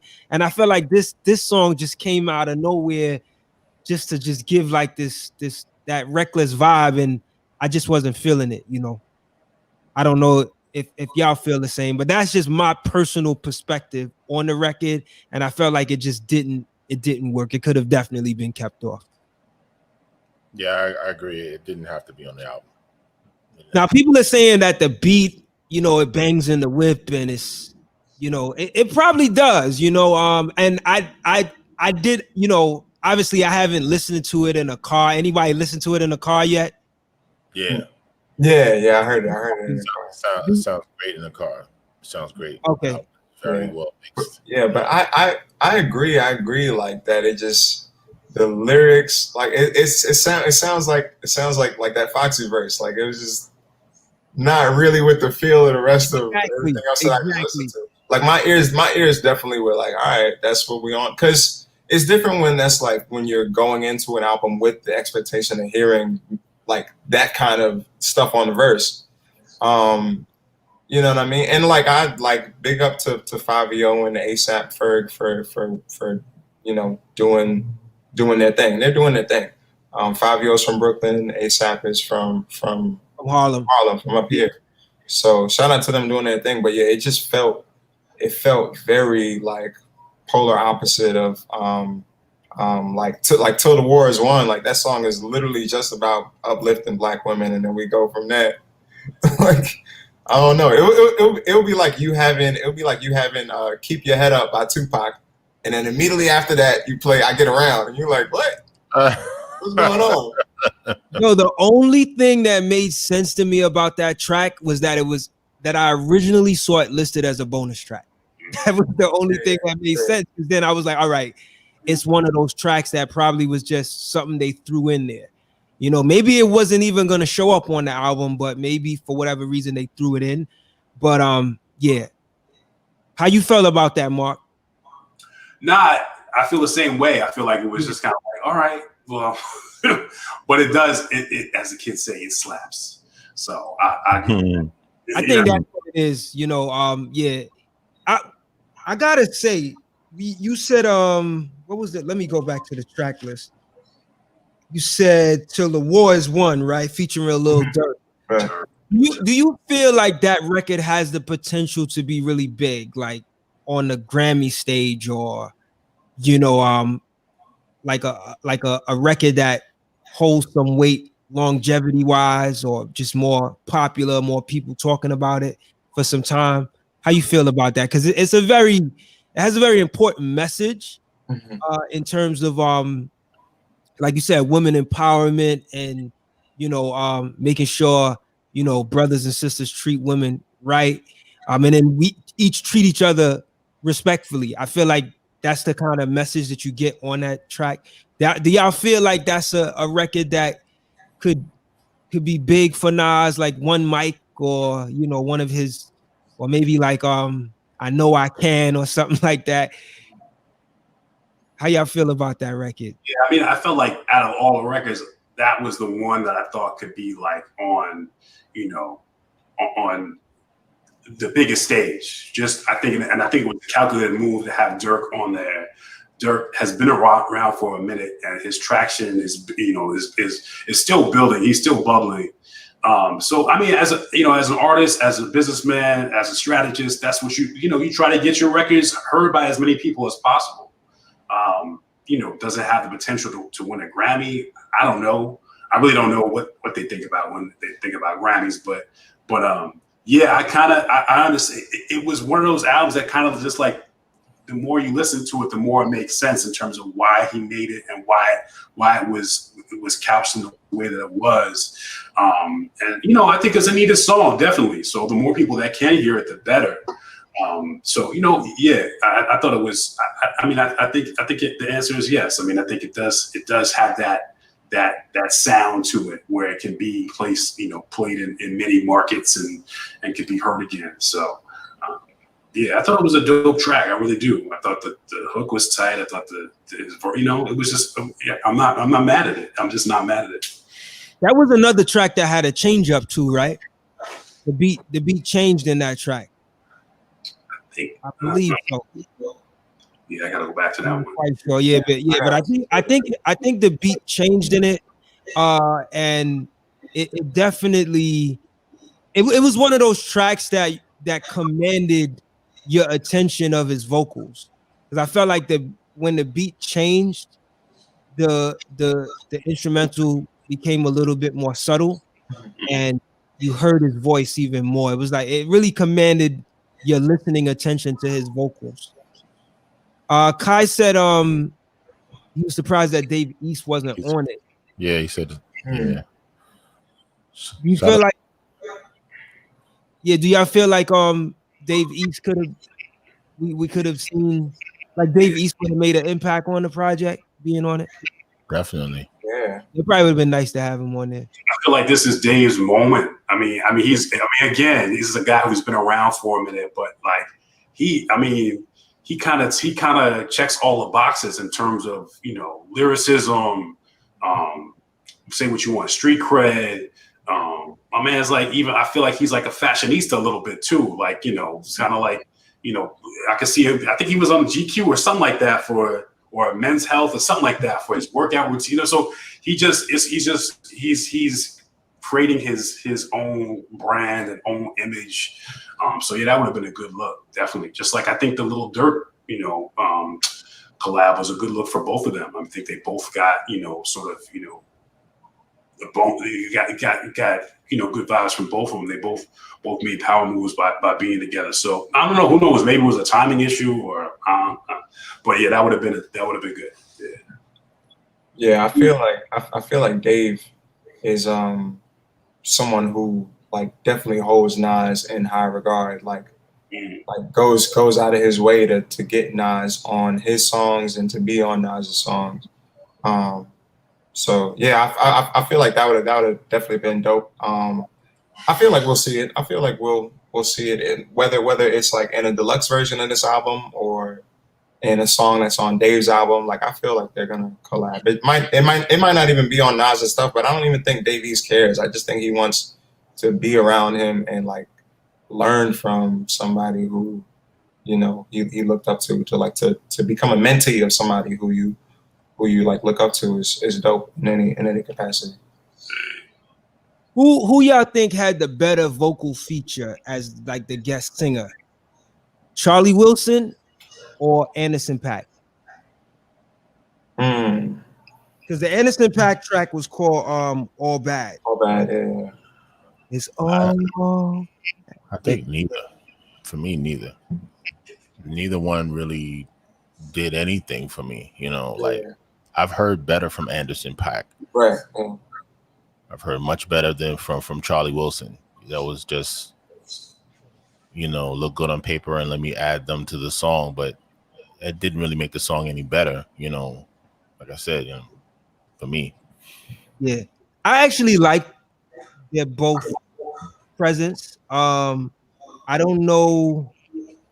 I'll probably go with the Charlie Wilson as the one that I like more. I just kept laughing every time I heard him say "ooh." I was like, "Yo, hitting me in my head like ooh." Yeah, you're not gonna go wrong with Uncle Charlie on the song. Yeah. Not gonna go wrong. It's like Ron Isley, you know. I mean, Right. Ron. Yeah. Who's gonna hate on that? Who's gonna be like, yo, that Ron Isley feature was trash. I hated it. Right. Oh, Nobody. No, I'm a huge Anderson.Paak fan, but I was disappointed. Excuse me, and I didn't think it was I just think their chemistry was off. This might have been, if I'm not mistaken, their first collab, but I just feel like it just wasn't there. I don't know, but you know, I just wasn't a fan. I mean, Anderson.Paak, he's probably one of the most, if not, you know, talented. If you see this man perform live, yeah, crazy. I mean, he's like Phil Collins out there playing drums, singing, rapping. That Lockdown joint, whew, that Lockdown single. Oh yeah, that was a dope record. Putting what's going on was dope, man. Like everything about it, yeah. He just summarized the moment in time, like the most transitional moment in time in this simple song. And if you listen to the lyrics, the way he teases it all apart and just puts it all in perspective, you say, yo, is the COVID still going on? Like, he thought it was a lockdown, and now, you know, it's like just his brain is different. You know what I'm saying? I heard Joe Biden call him like the cheat code. Like he was on a Freddie Gibbs record and killed it. And he said, Anderson.Paak's a cheat code. You get him on a record and you guaranteed, and it just didn't happen. But you know, I mean, it's not. I don't think it's trash, but I think it could have been more. It could have been definitely. Sometimes when you have two great superpowers like that, it just doesn't. 1 + 1 doesn't always equal, you know, 3 equal right. 1.5, or you know. So, but you know, I think Nas. I definitely, you know, Nas is still. You could really tell from the features, the way that they were placed and who was on there. Like he was trying to really like reach and like just put this album in the ears of people who normally wouldn't hear a Nas album, which is cool. You know what I'm saying? It's just he's you know, he's always testing the waters, always experimenting for better, for good. But yeah, I have to say Charlie. Charlie was in pocket. Charlie was safe. But yeah, Charlie. That's what's up. That's what's up. Yeah, man. You know, another record that I really liked, and I gotta say, when you talk about Little Durk and you talk about guys like Don Toliver and just Hit Boy, we hear this new sound, this new millennial sound, as A-Level says. You know, it's not a sound that I'm necessarily attracted to, right? But the way in which it was fused with Nas's sound, it worked, right? And I don't know if I would have been able to listen to this, and maybe that's not a good thing, right? Maybe that's not me being a little bit diverse, but if it wasn't Nas, I probably wouldn't have checked for this, you know. But I really liked the track "Replace Me," featuring Big Sean and Don Toliver. And funny enough, like I like the hook.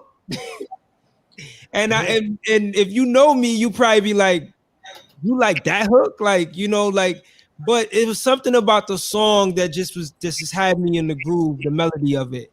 So we always talk about Nas doing the record that we want him to do, right? Like the Primo record or taking it back to Illmatic. And I gotta say, there's also the talk about the OGs making connections with the younger generation and them making efforts to bring that generation together. And this is a perfect example of it. So I can't really knock it because it brought me along. I'm not saying that I'm gonna go out there and purchase the next New Millennium Cat album, but it worked. It worked. It's one of those bridging the gap albums. I think that works. And that's a good thing. I think that's a good thing for hip hop because it'll probably bring in the new cats that's not necessarily into that original Nas vibe that we're familiar with, and then it'll bring the older heads back together. That's like my little spiel on that record and just what the record as a whole does, with the new sound. I think Nas broke major ground with this album with regards to that frontier and that fight. Yes, on bridging the gap. I think that's awesome. He's done a lot of work with this album, and there's hope, that this thing is going to be going in the right direction when you have a gatekeeper of the game, so to speak, like him, and him being able to connect to this audience through a producer like Hit Boy and these features and these mentionables.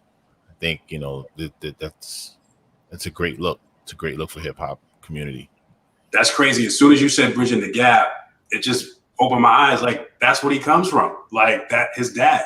You know what I'm saying? So this is a rapper. Dad is a jazz artist. Mm-hmm. So obviously there's something there had to be some type of mentoring that happened from that standpoint. And going back to Jay Red's comment about, look, I won't let you step on Primo. I won't let you step on Gangstar. That's what it is. I mean, now again, I'm not sure, but I would imagine that these younger artists are not the biggest fans of Primo because it just wasn't, it's like a different genre. So just like jazz, like, we weren't in high school listening to jazz, but once you get into college, once you get a little older, you start to realize that like my tastes are expanding. Let me go back to it. Mm-hmm. My God, I'm so glad that they preserved jazz. I'm so glad that they re-released, Bitches Brew or, what I'm saying, or Kind of Blue. I'm so glad those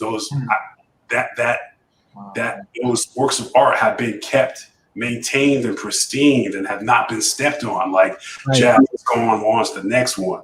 So that's what we got to do. We got to preserve. We got to make sure we keep it known how special Illmatic was when it came out, how special Mad Villainy was when it came out. Because who knows now? Now that Don Toliver has worked with Nas, maybe he will go back and listen to Illmatic. Maybe he'll go back and listen to It Was Written or what have you.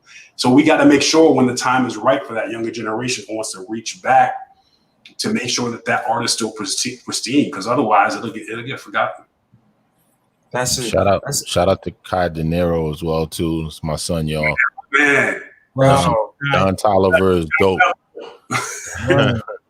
Don Toliver is dope, man. He's got a good sound and a good like vibe. It's not going to be the most like cerebral stuff you've ever heard, but it's going to be like if you're in the mood for it, it plays a certain role and it fits that role. I agree with everything everyone said. I feel like this, like as far as this, and the thing that was really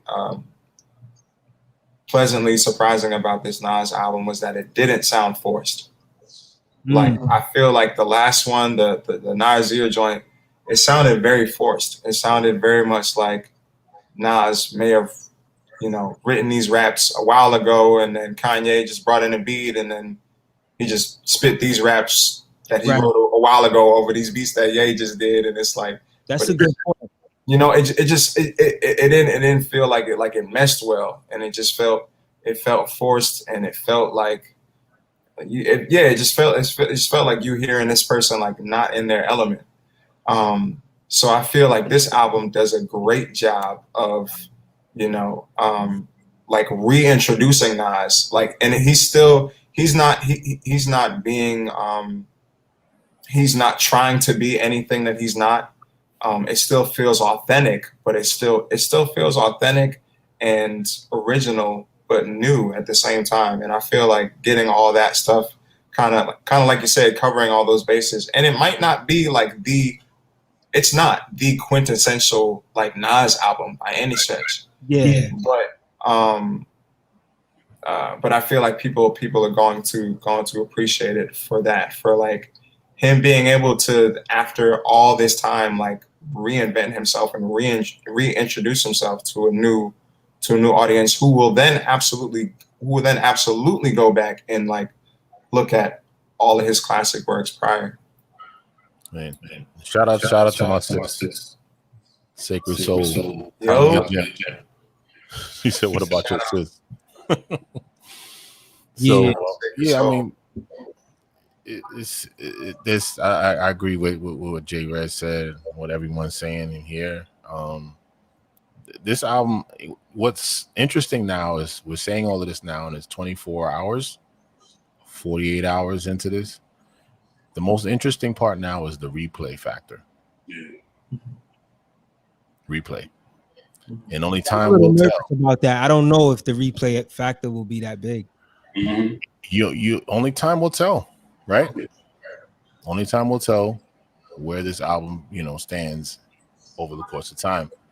And too much in the past, there's been too many moments in the past where after a week I'm putting the Nas albums down, because how does this album the replay on his albums and his catalog is not that great, you know what I mean?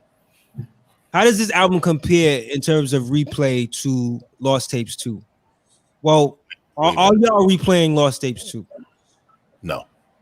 Wow. All right. I don't. Where he went with that Jaro of rap. Yeah, like that. Yeah, wow. You had some bangers though, but all right. We were talking about Nas, the Nasir album, which is really like an EP. But I'm curious to know, how does this album match up with Lost Tapes 2? Because that was his recent album, even though it's a Lost Tapes project. Like, that was the last thing we got from him, which was full length. Do y'all feel like this is better than Lost Tapes 2? Yeah. But that's not really saying much. Yeah. Not really saying much. Right. This is better than Lost Tapes 2. Lost Tapes 2 was a collected works album. This is a studio album versus a collected works album. Okay. This is supposed to be better than that album. Right. It's not even, it's better than that's the last album. It's better than Nasir. And this is the best album that he's made since Life is Good. I agree. Let me ask you something. Nas has not, to my knowledge, and you could correct me if I'm wrong, outside of Nasir, this is the second time Nas, and this would be his first time having a full-length record produced by one producer. That's interesting. Am I right in that? Because I don't think any of his previous records were completely one producer. Well, a lot of his records from the Streets Disciple era going into the Godson era, a lot of that stuff was produced by Salam Remy. But there was other producers on it. Right. Yeah, I guess this is maybe probably the second album where he's solely one, completely just one producer. Yeah. And here's my theory, and I said this in the last interview I did with Serene Poems, this artist out of Michigan. We was talking about, and I've said this before too.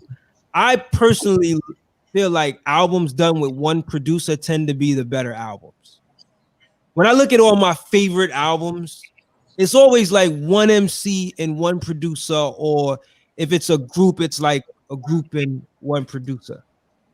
And I think this kind of helps Nas in this situation with Hit Boy. I'm curious to know like what the process of creating this was like. Like, did he sit with him? Did they throw ideas back and forth? How involved was Hit Boy in crafting this sound to complement Nas? And y'all know anything about that? I haven't heard any backstories about that, but I'd be very much interested in hearing the backstory of how this album came together and what Hit Boy had to sit down and do. That would be a great story. Yeah. Just something I was throwing out there because I was like, man, when I think about it, I don't think Nas has done any like records, outside of the Nasir with Kanye, where it's like one producer like straight through. And I think that always helps with cohesiveness. Yeah, I think pardon me to cut you off. I think that's a great point because that's probably the most intriguing things about the album. And if we didn't have that, whatever you call it, J card, or shoot, I had to go on Wikipedia just to make sure, I would have thought it was produced by a couple different producers because his style, his so many diverse styles, and like still it all came together, but there was he went in so many different directions. I wouldn't be able to pick out a beat and say, oh, that's a Hit Boy beat or what have you. Right. So I think the most interesting thing about the album is that it is produced by one person, and I would at least like to just pretend that like they had conversations about where the album was going to go as a collective piece of work. Meanwhile, you're right, because when you get that, that's why we've had so many legendary, Tribe Called Quest albums, De La Soul albums, Gangstar albums, you name it, is because they all come from the same, it's all the same energy. It's all the same, camp involved. All those Outkast albums, that was all Outkast or Organized Noise. It was just, the NWA albums, it'll go on. It makes more sense than having a track email from this guy, a track email from this person, and you trying to put it together like a puzzle that was never really meant to be put together. Now, I'm not going to say that that's the only, you can only have one producer or there's only one way to make an album, but that for the most part is that cohesiveness. I mean, Madvillain, that itself is just, just that tends to lead to success if you have the same people in the same rooms with the same thoughts, thinking, having the same conversations and trying to make the pieces work together. I mean, could you imagine, I don't know, could you imagine Gil Evans and Miles Davis working together and they're not in the same, you know what I mean? Like you have to have conversations. You have to be in the same, even probably just recording in the same time of the day, I'm not to say that this happened, but if you're on lockstep, you're a team, and you're going to have a better finished product. So, yeah, it's interesting that you bring up that point, Funk Doc. You got Nas, right? He does this album where this is maybe like what we're talking about, his second album and second effort where it's just been produced by one person. He might have been the first person with Illmatic to break that mold and be the game changer. I think his album might have been the first album that was produced by several different producers. Wow. He set something in motion on that album. Because after that album, you used to see a lot of albums in the source, produced by Alchemist, Knots, Dilla, and all of these people on one album. That kind of set something in motion where that became the norm. The new norm is to get your album produced by various producers, and we kind of veered away from that because prior to Illmatic dropping, this is how albums were produced. You had the Shockley brothers, working with Public Enemy to produce those albums. You got, Q-Tip working as the sole producer for all of the Tribe joints. You had Prince Paul with De La, it's just so many different people, but it was all produced by one person. Marley Marl, he did all of the Juice Crew stuff. So that's an interesting point. Yeah, I think technology is to blame for that. You know what I mean? Because when it got to the point where you could email somebody a track, or you could fly around the country and do a joint here, do that, or just rappers having more means and more capabilities. I mean, if you look at the Illmatic sessions, you know, there's a bunch of like iconic photos from those Illmatic sessions, and they're all in the same room. Like, I think there is a picture with like Pete, Tip, maybe Large. Like, they're all like, because you could see the interweaving. Like, they were all. Brother, I still remember the promo, the Video Music Box promo, when that album was dropping. Before it dropped, this is how you know that it was such a great album, not just a hip hop album, but a great album in music, period.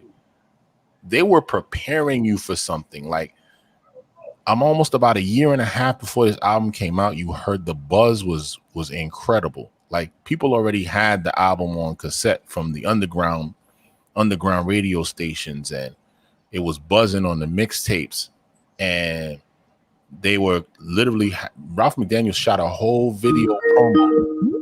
We got somebody calling in. Give me a second. I'm gonna bring in a caller. That's what's up. Peace. You are in tune to Out the Box. Can y'all hear me? Hello? Yup. What's good? You in tune to Out the Box, man? Yeah. I'm here. Who's speaking? Who is this? This is Kai. Oh, what up, Kai? Kai calling in, man. He using this to talk. What's good, Kai? I saw your comment, man. Yeah. So we got the panel here. Y'all might y'all be able to hear Kai, but I don't think he'll be able to hear you. So what's good, Kai? What up, Kai? Yeah, what's up? I just came. How you feel about the Nas album? He gave it a 5. He gave it 5 out of 13. To be honest with you, like to be truthful, like I really like it. I mean, it's Nas. Like, it's good for Nas. I guess I could say it's good for Nas, because Nas has like a tendency of like choking. Like, Nas is the type of person like you could give him all the answers to a test and he'll still find a way to fail. Wow. Why are you doing this to Nas? That's how I feel. That's how I feel. But I love Nas, but I like this album though. It wasn't bad. Like, the only songs I didn't care for too much was like Spicy, like songs like that. Yeah, a lot of us don't like that. Spicy was a throwaway for sure. Yeah, but what's your 5 joints, Kanye? I like it, man. I like it. Say that again, Mark. Oh, I'm asking. He had 5 out of 13, I think. So I'm asking what the 5 joints, his 5 heaters. So Kai, he wanted to know what's your 5 joints, because you probably can't hear him, but Mark wanted to know what's your 5. What made you give it 5 out of 13? I like The Cure. Okay. Full Circle. The song with Don Toliver. Yeah, that's my joint. Lil Durk, and then 10 Points. 10 points. That's yeah. Everything else is garbage. Dang, don't do that. Don't do that, man. He said don't do that. J-Rad said don't do that, man. Don't do that. Well, you can see the bluntness runs in the family, right? Good. He said mediocre. Yo, Kai, A-Level said you could see the bluntness where it's coming from. like father, like son. Word. Father like son. Yeah. Yo, thank you for calling in, man, and thank you for listening, man. Yeah. Maybe it'll grow on you. Maybe the record will grow on you some more. Maybe, hopefully. Yeah. I'd give it like another week. All right, that's good. That's good. It's only been a day. Yeah. That means a lot, man. A week. That's like a year for y'all. Yeah. A whole week, 7 days. But that's pretty much it. That's all I had to say. All right, man. Thank you for tuning in, man, and calling in. Appreciate you. All right. Take it easy. All right. That's what's up, man. That's love. Like Sun A level. I didn't do anything, bro. Ah. Just play the music. Yo, when he said Cure, like I was like, I already know where that's coming from. That influence, man. Yo, man, I thank y'all for being on, man. I know I had y'all on here for at least 2 hours, man. They don't even seem like 2 hours, man. Right. It's all good, man. Word. Before we get out of here, let me see what else I wanted to ask y'all about. What's another track that really stood out to me? How'd y'all feel about the first track, the intro track, the self-titled track? Oh, it's dope. Yeah. King's Disease is dope. That's a great opening track. I think this album stands for me over the course of the year. I would say Written Testimony, King's Disease, and The Allegory. Those are my albums of the year thus far. I gotta say, the intro to Written Testimony, I don't think it's anything like this. I haven't heard an intro like that this whole year. Oh yeah. It's epic. It's epic. Extremely epic. It's not a song, but you can't skip it. You cannot skip that song. You cannot skip the track. It's just you just gotta listen to the music. No word. Exactly. You feel like you are like you can't skip that. At a speed. I'm trying to think my favorite. That's great. Projects of this year. That's a good. Oh yeah, I was just getting ready to say, like, at the end of the year, A level, and you brothers are invited. We'll probably do a show where we talk about, our favorite projects this year. Okay, I'm excited. I don't know. It might be. Yeah, because we still got a considerable amount of time. I know Drake's supposed to drop. We never know. Cole. Yeah, right. Drake will probably come out real soon. I think. Yeah, Drake is probably gonna drop soon. We never know, man. We still got a lot of 2020 left, so we'll see what happens. There's a lot of time left. Cole supposedly got an album coming out. Right. I don't know. I think I have good feeling that we might see that before the end of the year. Yeah. I think that Black Star might come out soon too. Oh yeah. I don't know, with COVID, who knows what, but I think it's going to happen. I don't think they're going to really hold back on it. I just pray, I don't know what label that this album is being released on. Anyone know what label is being released on? What, Black Star Part 2? Yeah. I have no idea, man. Well, if they are, I just pray that they just clear the samples, because that's the issue that they're having right now. Oh yeah. My thing is,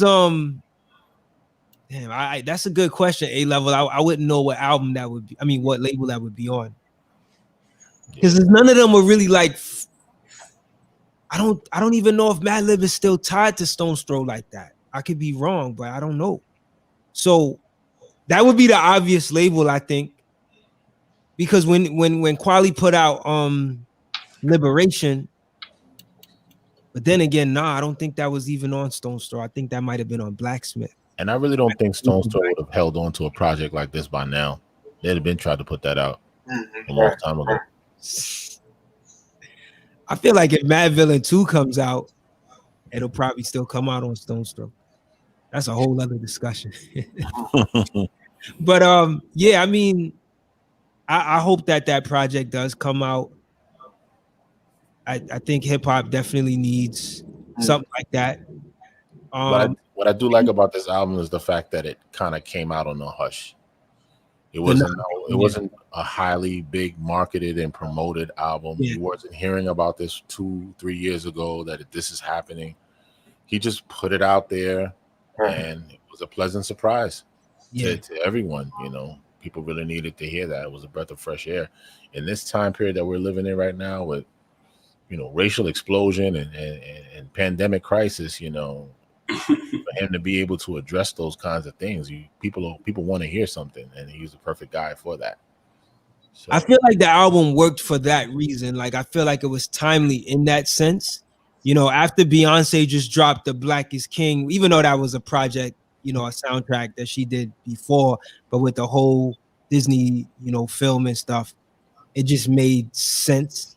And with everything going on in you know, the social unrest and the, you know, the rise and continuation of racial injustice. Like, it fitted for Nas. Like, I feel like anybody doing a project right now of that stature should definitely take into consideration the climate, you know, the social climate of what people are doing. And I feel like those projects tend to do better, which is why I feel like there's been this is a whole other topic, but a pushback on the WAP song with Cardi B and you know, it's crazy. Like when I was, I had a feeling that was gonna come up tonight.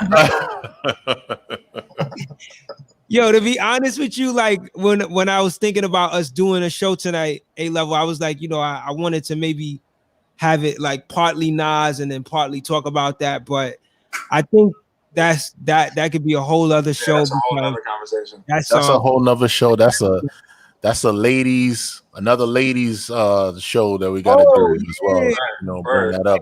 Right. Get the ladies involved with that again. Word. Yeah. Yo, how'd y'all feel?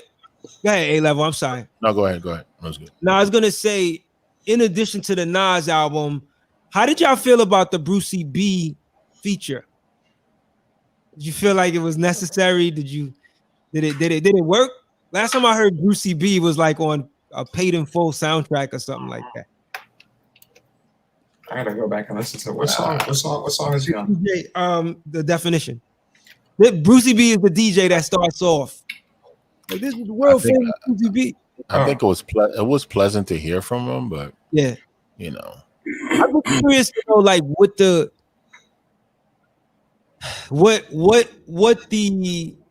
feature was all about. I feel like he might have been trying to create some type of, I don't know, like DJ presence on the record. Like, you know how Clue used to hop on records and stuff, DJ Clue, and you would hear like the DJ Clue signature. I think like Nas was trying to take it back a little bit to like bring that DJ element back for the culture. That's the only thing I could think but it didn't really distract, but I just wanted to throw that out there to see, you know, how y'all felt about the presence. Yeah. Go ahead, Joe. It just created the atmosphere, set the tone for the record. But it wasn't really that much of a throwback. But I mean, shout outs to Brucey B. Right. Yeah. So it's always nice to hear his voice, Yeah. He does have a definitive voice. Like you definitely recognize it when he comes on. How about Big Sean's verse? How'd y'all feel about that? Raka. Feeling that? Raka. Yeah. Sean, the crazy thing about Sean is like he can rap. He can really rap. He's really, really like. There's a reason why people mention him up there with the rest of these. As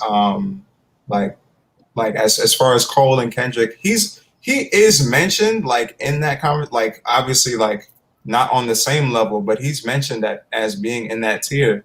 But when you come in with like his verse was not. I didn't like it. I didn't like it at all. Like it was like, bro, like maybe he just needed like more time to like really get into it, but it wasn't. And there was another song that he was on. I think it was on some Khaled, on some like DJ Khaled joint, the Holy Key joint with him and Kendrick, and he went crazy on that. Yeah. But yeah, I feel like that this Sean verse was definitely lackluster, and specifically because Sean hasn't put out any like almost I don't think any verse. I think he put out a song maybe earlier this year. I think he put out the Overtime joint, but I think he has I'm pretty sure has a joint like Detroit versus Everybody like dropped like today or yesterday. I think it just. If I'm not. Oh, really? That would be interesting. I'll be down to hear that because I really, really do like Big Sean. I thought that his last album, I thought that I Decided was a really solid album, like conceptually and lyrically. But that verse was lackluster, bro. I'm not with it. It was whack. And the words of A-Level, that was whack. Another album that I'm actually looking forward to, hopefully dropping before the end of the year, is Streams of Thought Volume 3. Black Thought.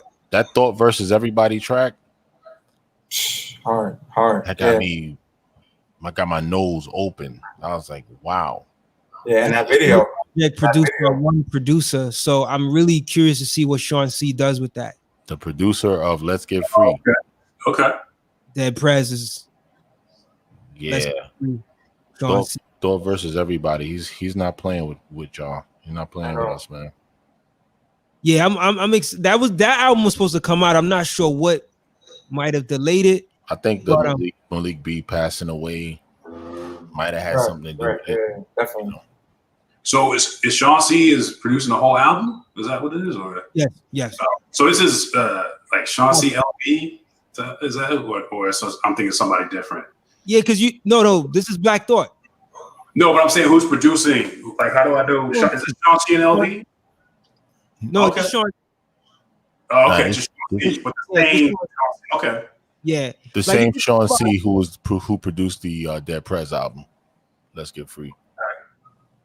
Did he do like the what's the one, the Frank Lucas joint, the American Gangster? Was that the same production team? No, I'm probably thinking the same. I'm probably thinking somebody different then. All right.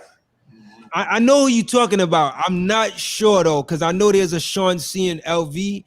But it's definitely a drastic. Those two albums, Sean C and LV, I feel like with the Dead Prez, that's a different style. So it's probably a different Sean C. But I'm not too familiar. I got to look that up myself. But I know the names because I've heard the Sean C and LV. Yeah, okay. I can't confirm that it's the same person just yet. I got to look that up myself. Any Streams of Thought volume, whatever, I'll take it. Yeah, and the thing about Streams of Thought is it seems like he's every Streams of Thought project, because this is volume 3, it's with a different producer. Yeah. I personally, between the Ninth Wonder and the Salam Remy, Ninth Wonder did Streams of Thought volume 1 and Salam Remy did volume 2.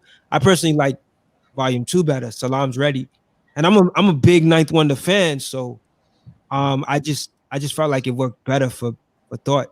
So I'm. Mm-hmm. Yeah, I agree. Yeah. I mean, I'm not mad at the Rhapsody, the Dostoevsky joint. Whew. But I didn't realize how much chemistry Salam and Black and Thought had that's a cool chemistry they got. Right. Definitely, you know what I'm saying? Like, it's even like some of the tracks had like a 70s vibe to it. I was, and that's Salam's. He's of that cinematic, he could score a movie with that. I mean, he'll put in the whole orchestra, but it was cool how they definitely, yeah. So yeah, man. That's the Made You Look producer, yo. The Made You Look. Oh wow, okay. Yeah, man. So that project. So we can say that.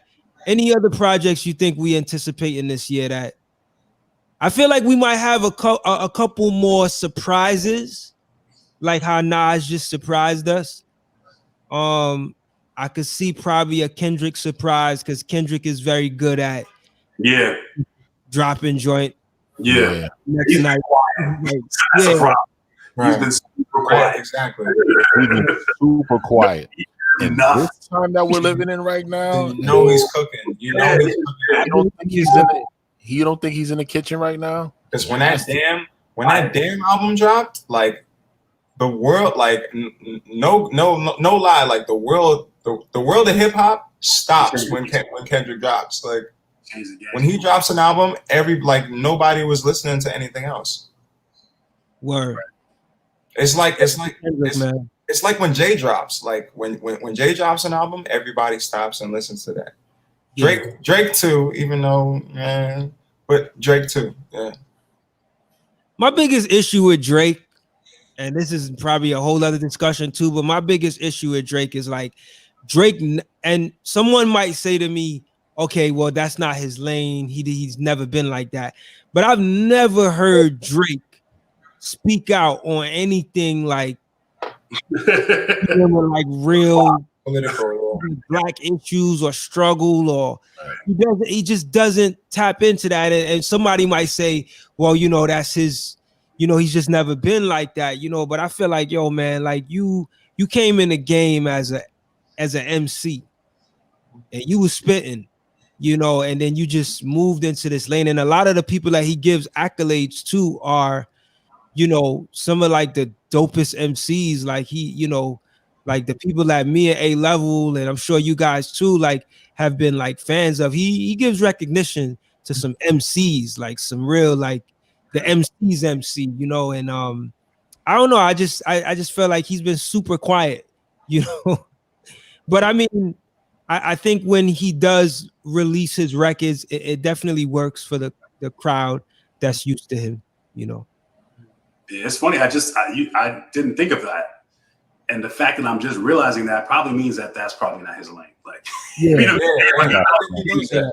know, I'm not think- looking towards him for ethical. I think if Drake put out like a super political song, put a super political song out right now, people would look at it like people would be very standoffish about it, because that's not what people go to Drake to hear. Right. Now could you send out a tweet or something? I expect Drake to maybe like send out a tweet about it. I don't expect him to make like a whole song about, you know, prison reform and, you know, and industrial complexes and all that.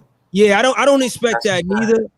I feel like he could do something like he could do a little bit more. Yeah, it could be a couple lines or something, you know, just to like definitely, just to kind of put it out there, you know, because you know, we know that we could expect that from J. Cole. We know that we could expect that from Kendrick. We know that I mean, like, yo, if T-Pain could put out a record, I don't know if y'all heard the T-Pain record. T-Pain got a record. It's on some like, God, with auto. See, you don't even want to hear that from T-Pain. No, but it's almost like, man, it's escaping me, like the record. But he put out a record, just it's kind of like an upbeat record, but it's like, you know, I'm fighting. It's like a fight the power kind of record. Like I'm fighting, but it's not fight the power in the sense of like what we know Public Enemy to do, but like more like I'm fighting to survive or something like that. I'm fighting. I'm doing the song. That's like, bro. But if you hear it, you'll be like, oh, okay, that's different. You know what I mean? That's different. Like Flow Rider. That's like Flow Rider, the man who does apple bottom jeans, boots with the furs. That's like him making a song about political. You don't want to hear that from certain people. Like, no offense, but you just don't. Like, we're not going to Flow Rider to hear about political, socio-economic issues. That's not. Nah. And it's and like I said, I'm probably doing the song a disservice because I'm not like remembering the I'm gonna listen to it now though. I'm gonna find it. But it works for him, is what I'm saying. Okay. He's definitely not on no super political. It's called Get Up. Get Up. All right, I'm gonna check it out. Hold on, I'm gonna see if I hear the lyrics real quick. We should all have the freedom to evolve, you know, as artists. As people. So you go from, you know, I'm in love with a stripper to get up and vote. Hey, you know, right, 100%. And it has the what is it, the auto tune that he's famous for? Yeah. I'm listening to right now. No, you know what? Yeah, I absolutely do think that every artist should have the right to evolve. I also have the right to be like, I ain't trying to hear that. You have the right to pass, to skip. Right, exactly. All right, so he's saying like, you know, I'm fighting. The hook goes, get up, and you know, as long as his heart is beating, he's gonna fight for his rights. You know, it's kind of like around that vibe. You know what I mean? But I'm doing it a disservice by trying to recite the words or whatever. But definitely go check it out when you get a chance. When you hear it, you're gonna be like, oh, it works for him. Right. You know, like if I heard something like that, you know what I mean? Like I could see Drake hopping on something like that. You know what I mean? what y'all think is gonna come about from this this entrepreneur song, this the Jay-Z and Pharrell collab that has kind of you brought that up, yeah. a real movement behind it, like with more music, or is it just? I mean, the video was cool, the song, the beat is cool. I like the beat, the bass line, but the song is not it. Yeah, again. I haven't even heard it yet. I'm gonna listen to it. I haven't really even heard it yet, but I've just been hearing that. Listen to the video is kind of cool too. The video, if you see the video alone, it's cool. It's cool. It's just I don't want to spoil it for y'all, but just consume it. The song, the message is I hope something comes of it. I just hope just better art comes from it musically. But that was a cool one. They just dropped it like today. I had the day off, so I had time to kind of listen to stuff. Yeah. I caught a little bit of it. But I think what A level you was gonna talk about what you've been hearing about it. Yeah, I've been hearing that coincidentally every time Nas drops. Oh yeah, Jay drops. Yeah. Shout out to Ed said that. To Ed Santy. Ed Santy. Ed, me the E. Shout out to me the E. You know. That's all, brother. But yeah, that's crazy. I didn't realize. Have you seen this, Cril? There's like as a matchup, like there seems to be a coincidence that every time whenever Nas drops an album, Jay-Z drops an album. It's happened or something. Yeah, that's consistent. I've seen it a lot, and I feel like this time around it's become so apparent. It's like it's come to the forefront that now people are like posting about it and speaking specifically about it. Do you guys think it's planned that way by Jay? There has to be something behind it. That is bizarre. Oh no. Yeah. I wouldn't be too surprised if you start seeing Nas throw some shots like, yo, what's going on? What if Nas already knows this? I think it's fine. I think it's fun for the both of them. At this point, they're both so successful. They've both like been passed it up. They did Black Republicans together. Like they're fine with each other. They did success together. Come on, like wouldn't it be dope? They're gonna throw jabs and whatever now. It's just fun for them now. They're both billionaires. Like they're good. Wouldn't it be dope if 1 year this happens and like let's say they both drop, like Nas drops a single and then Jay drops a single. They do a versus. And then the next day after that, they drop an album together. That would be crazy. You know what's interesting? It's interesting because I was watching Red Pill on YouTube because I follow his channel sometimes, and he was talking about that. And he was saying that basically like Jay is conspiring to take Nas's shine and stuff. And he was saying how Nas should handle it. How they both should handle it should be a versus to end all verses. Oh, wow. You know what I'm saying? That's a good. He said that would be huge, and that's how Timbo and Swiss Beats should like end the series, close the series with that. You know, I don't think that series is ending anytime soon, man. Right. That's gonna be a thing even after the pandemic. Yeah, they just got to deal with Apple now, right? I think I heard something like that. They got a deal. Wow. Based on how y'all feel about the verses? It's cool. Verses have been great. It's been very entertaining, man. You know, but I would love to watch that. The whole world would love to watch a Jay-Z versus Nas. We're not getting it. I know it's not happening. They got way too much money, and it's not happening. But it'd be great though. It'd be great for the culture. It would be Jay-Z. What did Jay-Z said? You want my old stuff? Buy my old album. Like that's exactly how Jay feels about this. But I mean, what a great way to package and put them in the perspective of both their careers, because that's what Versus does. It's not a real battle. It's basically a celebration of both people. You know what we love about both of them. You know, so for a Versus for both of them, 2 billionaires sitting on verses, and two well-established go to the game, you know, song for song. Remember this, remember that, and actually even possibly even revisiting Ether and Takeover. That's that would be wow. crazy. Wow. That would be crazy. We can dream. We can definitely. That'd be amazing. Who y'all think would come out though? The winner between those two if they did a versus. I don't think anybody would. Honestly. Really? I don't think so. Because I mean, me personally, I feel like Jay has the better catalog. Yeah. Nas hits hard with Ether, but we wouldn't have an Ether if it wasn't for Takeover. People pump up Ether so much. It was great that Nas responded, but to me, Takeover was the better beat. It's the well more produced track. There's an energy and there's an essence and there's a vibe about it. It was like, I'm coming for you. Right. And had it not been for that, Nas is like the sleeping lion sometimes. He goes to sleep and you need to give him something to go at. His best stuff comes out, I find, when he's in adverse moments. The divorce with Khalees brought us Life is Good. You know, he gave you his life and started to talk to you about it. He pours out, he pours into it. The stuff when his mom was dying, great stuff. Yeah.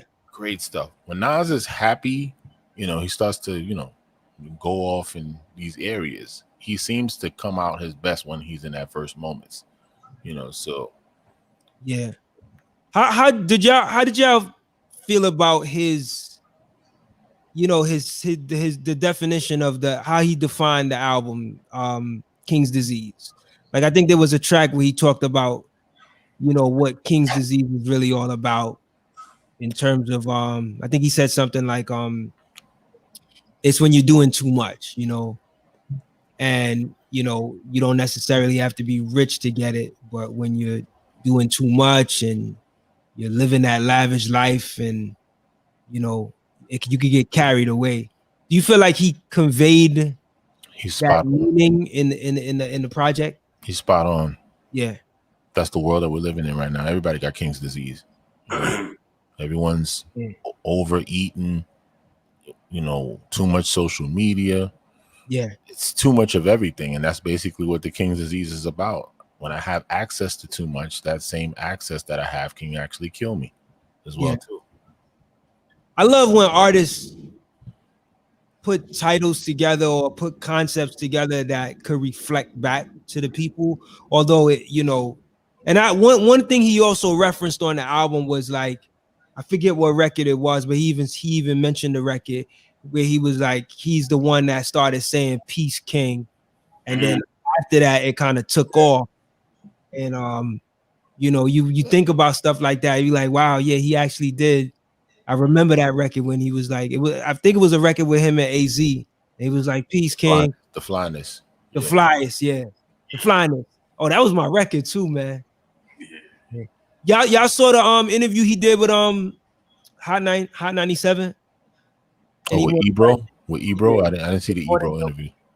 Yeah, he said in the interview that you know, when they asked about his projects, you know, he said he was talking about Illmatic and how you know, it's gotten so much recognition over the years, and it's been kind of hard to live up to that hype.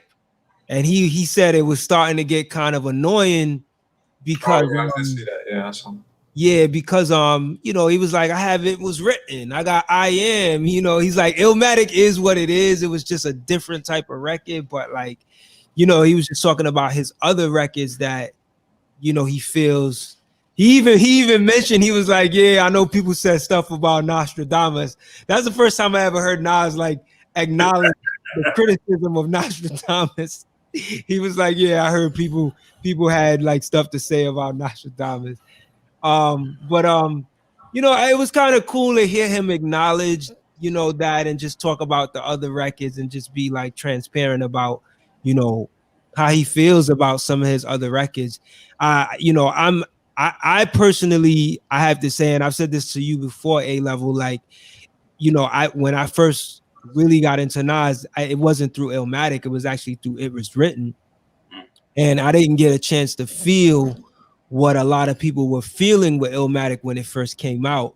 But I feel like there's other records in Nas's catalog. Like I would say Stillmatic is one of them that I really, really like. I really like God's Son. I really like It Was Written. And the newer records, Lost Tapes Part 1 as well. That was another really, really dope album. The newer records, I gotta say between Life Is Good and I probably like this record a little bit more than Life Is Good right now. Yeah, I just think his catalog as a whole sometimes gets overshadowed by Illmatic. I feel like Illmatic is just a hard record to live up to. I tell you why. Because it comes back to Nas, and his catalog has poor replay value. All of those records that you mentioned, from Stillmatic to God's Son, and also some great songs on there. Great songs. Not well sequenced songs. And not enough to sustain your attention for a very long time. Street's Disciple, I never need to hear again in life. And that's a double album. That was a double album. It was tight though, but yeah, there were some songs on there, but it's just I had to too few and far between. I gotta skip the track 17 and then go to track 27 and go here. It's just too frustrating to listen to, and not even worth it to go back. And ask yourself this question: why is it that the world celebrates Illmatic more than any other album in his catalog? It's the one album that has haunted his entire career. That's why he's so annoyed by it. No one is doing a 25th anniversary for It Was Written. No one's doing a 20-something anniversary for God's Son or any of them. As great as those albums, I think it should happen. They should, but why are they not? Those are the questions that people need to ask. That's a good question. Ask yourself that question, and you may not even have to answer it right now, but think about it and ponder it. Let me ask you, as you mention this right now, and before you say something. Yeah. Me and Kyan, before this show today, we were with the girls and having McDonald's, bumping Illmatic. He was playing Illmatic, and we were listening to One Love. And when you listen to that song, was crazy. Wow. It's like, how did it even enter his mind to if you were a person that never listened to hip hop a day in your life, that's from India, from someplace, and you'd be like, wow, it's an artifact, it's a document, it's more than rhymes. It's more than rhymes. It's more than hip hop. Illmatic rose bigger. It's in the Smithsonian Museum. It's just transcended that song, and that's just many, And you listen to New York State of Mind. Rings flooded with storms, homes. I got so many rhymes. I don't think I'm too sane. Life is parallel to hell, but I must maintain. A level in this element right now. And you talking about what's another thing? Like, you have three meaning metaphors in lines like, and it was filled of children probably couldn't see as high as I be. So now I'm jetting to the building lobby. It was filled with children probably couldn't see as high as I be. You know what that means, B? I'm high. You can't see. They can't see. That's children don't smoke weed. I'm tall. I'm bigger than them. They can't see the danger that I see. Hype Williams took a verse out of One Love and made it a scene in Belly. When he goes to be shorty in the projects, like line for line. That's right. Like, he made a movie.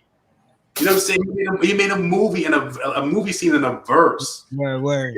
It's just, it was like almost too good. You know what I mean? It was like he caught lightning in a bottle. He caught the greatest producers in their prime, in the prime of their work at that time, to do something that was never done before with all of those guys on one freaking album, with the greatest lyrics, one of the greatest lyricists of all time. Really unfair. It was unfair. And it captured the New York essence. The last of what New York was, New York State of Mind in the early 90s hip hop. Wow. Capture it. Yeah. Outkast's first album comes out that same, like maybe the next week, or so it's a whole. It's just a symbolic moment in time of how New York, like just the change in hip hop. It was our last ditch effort, our last saving grace potentially. I mean, the album, it was just, yeah, it was Custer's last stand. You know, it was like, it was historic. It was just, and it's the gift of the curse. It's the gift and the curse when you're an artist, right? Because you think you're so much bigger than that.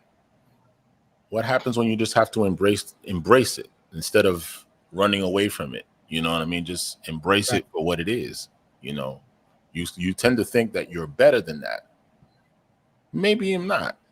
Maybe this is it. Maybe this is what it is. You know, I'm going to go on and continue to make great music, but this is probably and this is probably not just for Nas, but this is for many artists who've made great albums, and the ghost of that album is still haunting them. Because you feel like you want to top every other work. You feel like you want to top the last work, and if somebody's telling you, because I could imagine that being frustrating. Because you're telling me that like one of my earliest works was my best work, and I can't grow, I can't get any better from what I gave y'all, the first time I came out. I can imagine that gets frustrating as an artist. Yeah. And I guess too, that's where you get, why he went in so many different directions, so his work couldn't even be compared to that. Right. Let me do, some LES joints. Let me do a song with Dre. Let me do something that you can't even compare it to Yeah. But and I thought really the title, just me being just like maybe myopic or thinking one plane, was kind of his acknowledgement of like him having that king's disease. Kind of like, look. Oh yeah. Right. World, and it has been almost a disease. It's been like, it's been something I can't really, it's successful, and I've become, on paper more successful than I ever had after Illmatic. But I think it was just a matter. I feel like this album too was kind of him just like almost acknowledging some of that. As you said, when he kind of chuckled when he kind of understood, the reviews about Nostradamus and how it stood on its own. It was kind of like him just being real and reflecting on like, what his 27 summers really have been like, and what they, where he feels like he wants to go with it now. So, I mean, will this be the greatest Nas album? Probably not. But in my mind, like the most unique and the most interesting, potentially. You know what I'm saying? Potentially, it could be the most interesting album that he's put out, just based on kind of what his, what his career has been. I mean, he's just an interesting. It's just really interesting. The ups, the downs, whatever. He's just that guy. I mean, he needs a decoded book. He does. He needs, just like Jay-Z has one, man. Just like I was breaking down the lyrics now. When you look at the lyrics on paper, even some of the joints you wouldn't even think of, like I was talking about. Where's the Love? If you break down the lyrics of that, like, it's chilling. It is so chilling, and to know the reason why it's chilling is because there's so much truth behind it. Like, he is that guy who, who has like made it. You looked up to us. We're rap stars now, and how like he still has these fears. These, it's just how he's so real that sometimes it like works against him. Like, he's just so. I don't even know what his sign is, but he just has that like. He's born in September, whatever that is, but he just has that like. He really imitates like art. His art is really an imitation of his life. It's just a cool thing. He's just completely unmasked. So whatever direction he wants to go in, he's with it, for good or for bad. He's just with it. But that's that's what it is, man. There's no other Nas. There's no other Nas. Yo, do y'all feel like Nas has the ability or potential to ever make another record that comes close to, I'm not even gonna say tops Illmatic, because I don't even think that's possible, but do you feel like he has the potential to drop another record or another album that comes close to Illmatic, not necessarily in sound, but in terms of stature. Oh yeah, definitely. This album shows that. You feel like that's because I don't think this album is like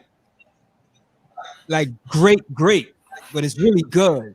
This album shows the potential that the potential is always there for okay, I see. Okay, it shows the potential. It shows the potential. It demonstrates the potential. The potential is there, and that's what I'm actually happy about for the first time, that he actually was successful at, you know, going with beat and rhyme.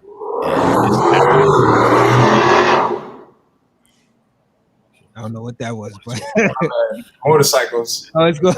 It's cool. He has the potential. It's just on him. It's on him. It's, you know, wherever he wants to go. You know, I would really love to hear a record with him and Black Milk. I would love that. Black Milk, interesting.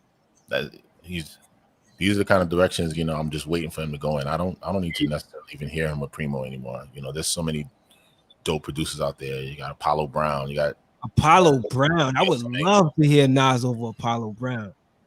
That would be crazy. And these guys love to submit work for him. You know, I'm pretty sure Knife has submitted plenty of tracks to him that I've heard that he's never heard back from him on. You know, I think Nas wants to work with the new cats, the new cats that's doing the new sound, and I don't know. I just feel like that's been his movement, you know. But he's one of them. He's a brother that sometimes surprises you, because you know who would have thought that the Damian Marley and Nas record would nobody talks about that, by the way. They locked in. Man, nobody talks about that in his catalog. You know, like, that actually gets Nostradamus gets mentioned more than that. Like why? Kind of forget Damon Jr. Gong Marley, not Beanie Man, not Bounty Killer. You could do it to Junior Gong Marley. Yeah. Or, you know, do a concert with Mary J. Blige, like do a tour. Like, why? He does. He has. I think he does do like records with. He has this reputation for doing records with people that we wouldn't think he would do. Random. Yeah. Random. You know what I mean? I think this time it actually really worked though. It worked. It worked this time. You know. Yeah. Listen, brothers, thank y'all so much, man. I know I had y'all here for like 2.5 hours, man. So that's what's up. Not keep you any longer, but I guess my last question is, and A level, you could throw a last one in too, but like you know, what's the verdict, man? Well, how do y'all feel this album will hold up for the rest of the year? I'm not even thinking about, you know, beyond that, but like, do you feel like it's gonna show up on top 10 lists, top 5 lists? Where you think, like, if you had to anticipate by December, which is not too far from now, like, are people gonna still be talking about this album? I think so. I think it's one of the more like well-rounded hip hop albums to come out this year. I don't know if that's saying a lot, because I don't feel like there's been a lot of like really great music that dropped this year, but either way, like this is definitely gonna be a standout for people. Like, people are definitely gonna remember this album for being as different as it was and as unexpected as it was. I think it's gonna hold up. I think it has replay value as well. Like, yeah, I think it's gonna hold up. What about you, Mark? Yeah, I mean, I think in my opinion, I think it has to. I mean, it's just the quality of the records, the quality of his verses, his content, everything. He's showing that his pen has not dulled at all. He's still keeping his pen sharp. You know, it's just a matter of who is really consuming this. I mean, for somebody like me, for somebody like all y'all, like, who have, you know, a history with Nas, just put it that way. You know, I don't see how you could forget about this album, just because it just highlights a moment in his career so pristinely, you know. you just kind of you really have to, you know, ingest it and accept it. But you know, again, there may be some folks out there, you know, Cayenne's a perfect example of that, who like Nas did reach out to these guys who, you know, were supposed to cut through that demographic of the, you know, whatever it may be, 16 to 24, and it maybe didn't hit, you know, as hard as he wanted it to. So, but I think it has to stand the test of time through this year.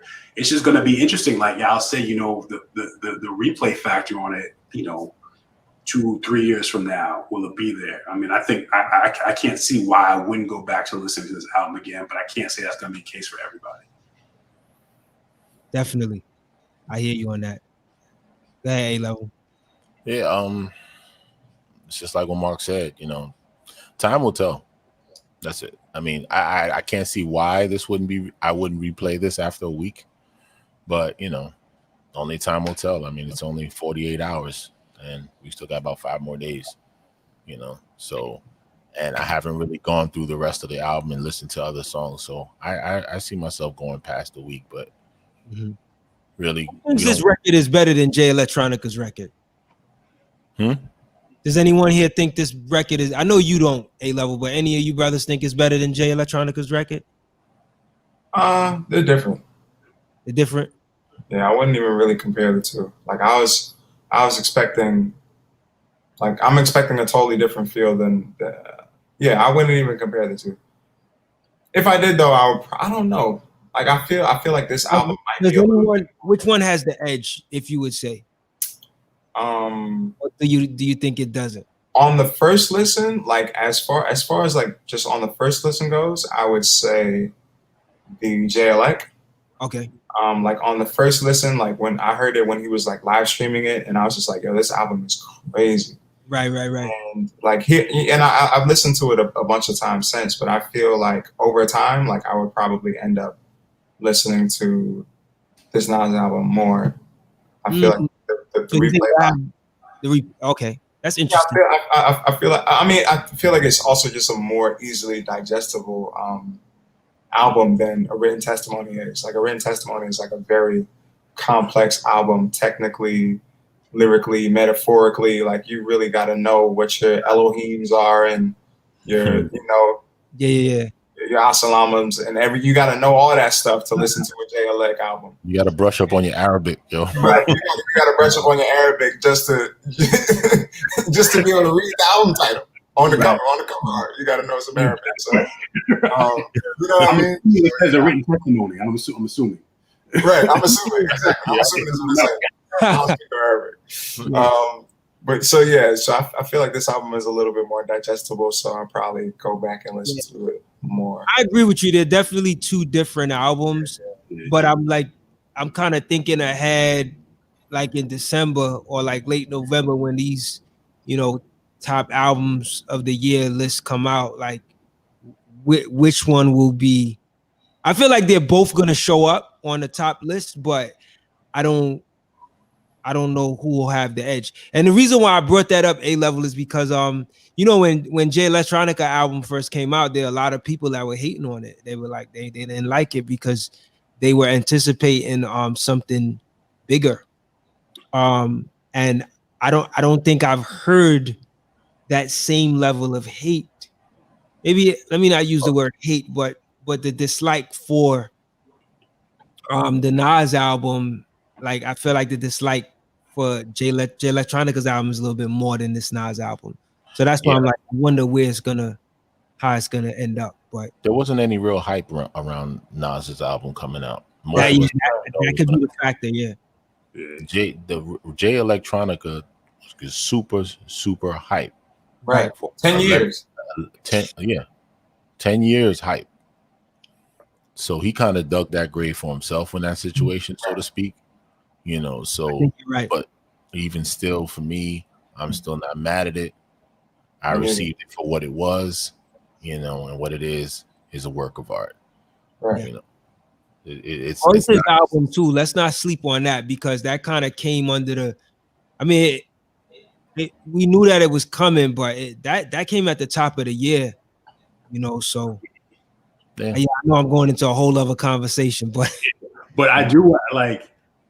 I've heard you mention some of these things, like about. I think it was one of the last podcasts. I forget which one. It was maybe a couple of weeks ago, and I understand the whole. This is a Jay-Z collab album. This is not really a Jay-Elect album.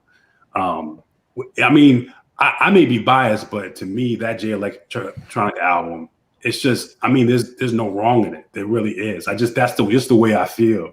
Right. I know Shiny Suit is still on it. I know you're not a fan of Flux Capacitor, which cracks me up. I like that song. And I understand why. I get it.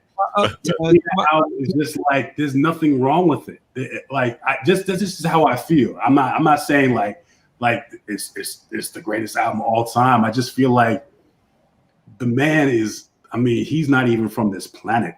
You know what I'm saying? So if you find a piece of a UFO like in the desert, like you're not gonna be, hey, I wanted more of the UFO. It's like we got a piece of the UFO. Right. This is probably in Tibet right now with the monks or something.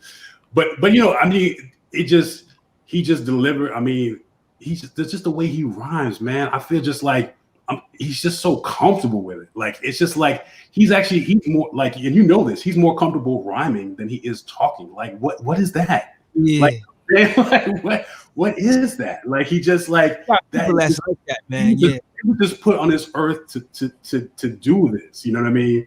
But I digress. But I wanted to make it clear because for me to hear like someone like kind of like just like the album and not really like it, it's just interesting to me because I'm just such a big fan and I love the album.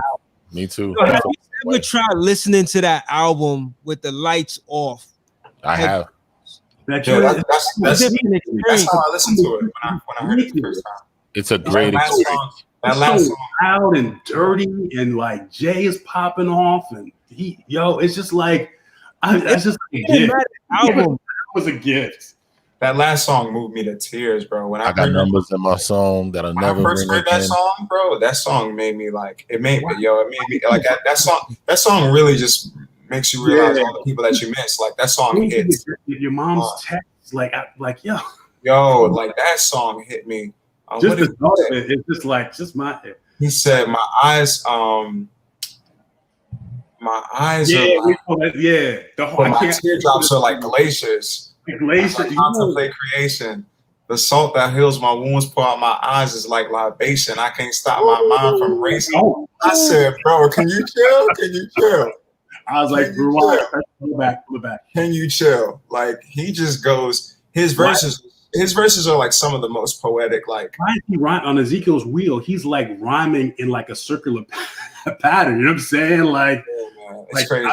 He's just the man. He just got it's nuanced. All right, y'all. Jay Electronica wins. All right. I just want to make it clear. But the Nas album is, I think we just got to keep listening, man, because there's so much to unpack on it. There's so much. How many mics you giving it? A level. How many mics is getting in the source? Right now, it's at a 4. 4 mics in the source. Okay. At a 4 for me right now. 4 mics in the source. All right. How many mics does the source give out again? 5. Oh, it's 5. All right. Okay. 5 mics. 4.5 is a very good look. You know what I'm saying? That's a good look. Yeah, word. I could give it. I might give it a 3. I might not be so generous yet. Yeah. 3 is strong though. 3 is strong. That's what I understand. Like people get mad. Like you get beat up over like if a reporter, if a journalist gave a 3. 3 strong, you know what I'm saying? Like that's above average, right? Talia Gem asked, "What about the intro to the album? Which y'all think?" Like the intro is great. Yeah, the self-titled track. Yeah, we spoke about that. Yeah, that's the reason why I can compare it so much to written testimony, because this kind of reminds me of the same type of feel that I had when I received that album. You know, it wasn't an instantaneous listen. I had to get into it. I had to put myself in a mood and a mode. And both intros are great. Yeah. I love the intros. How you set an album up is very important to me. Very. That's the whole choice. Yeah. Very, very. Wow, man. Y'all said a mouthful tonight, man. It was beautiful, man. Almost on 3 hours, man. So I'm not gonna keep y'all no more, but I thank y'all for I just hope we get invited back, man. I'm sorry. Was that? I hope we get of course. Absolutely. Listen, man, it was a pleasure, man. It was a pleasure. This was the first for us to have a little panel, and we want to do this more, man. Like now that I got the we got the YouTube, the live situation going on. I'm sure A-Level, we spoke about it the last time. Like it took me a while to get this going, man. But now that it's going, man, like I definitely want to do this a lot more. And I'll say it right now. I'm gonna put it out there right now. End of the year, we'll do another one of these, man. Sure. And y'all definitely invited, man. Sure. Yeah, man. But thank y'all. Appreciate that. Any last things y'all want to say before you go? Any things y'all want to plug? Any things y'all doing particularly for the culture or something you want to share? Yeah, really quick. Yeah, you want to share? Yeah, go ahead. Really quick. Still Here. It's a movie that I shot like a while ago, and it's just coming out now.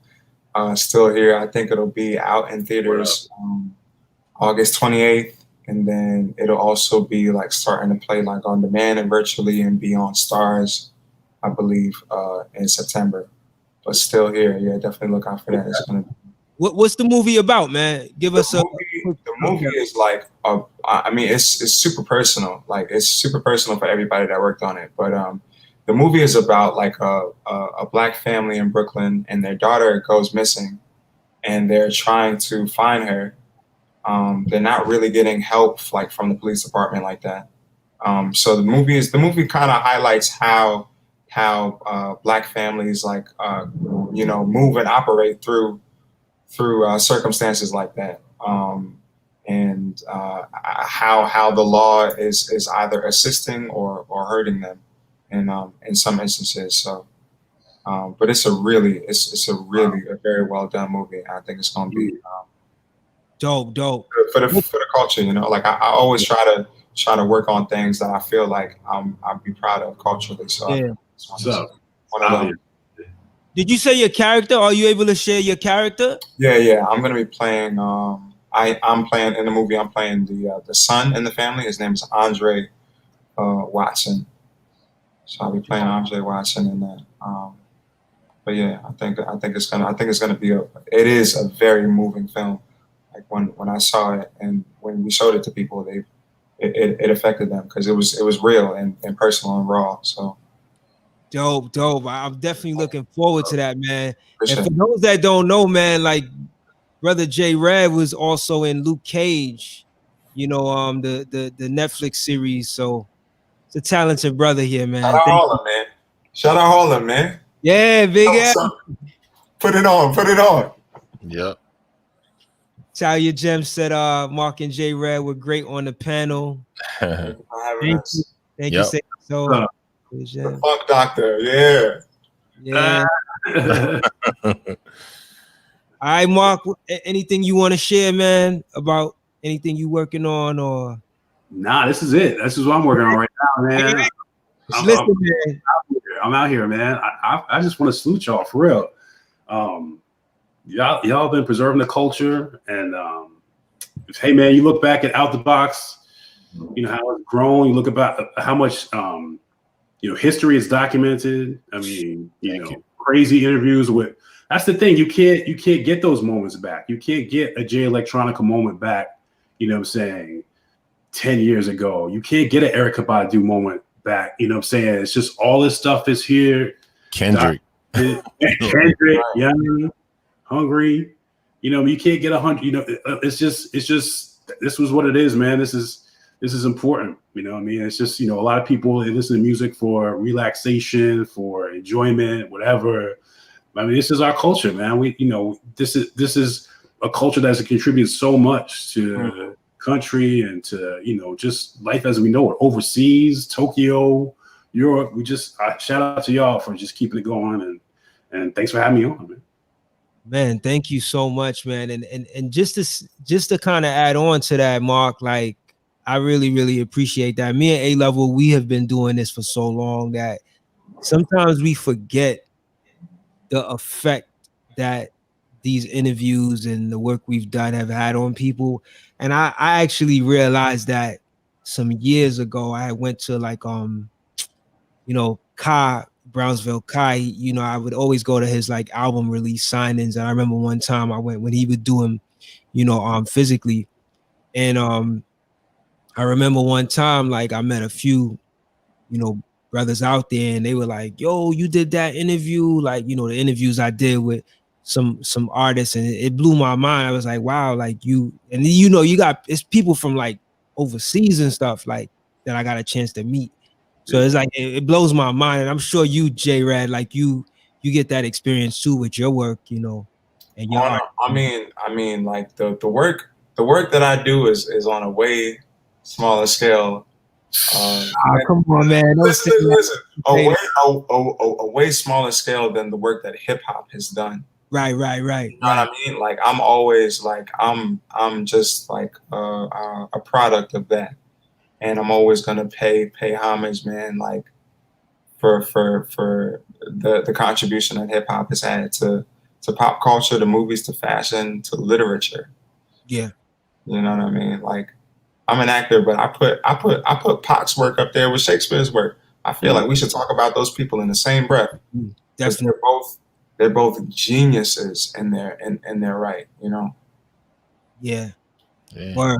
I want to thank both of you guys. I mean, Mark, we go back like peanut butter and jelly, you know what I'm saying, type of situation.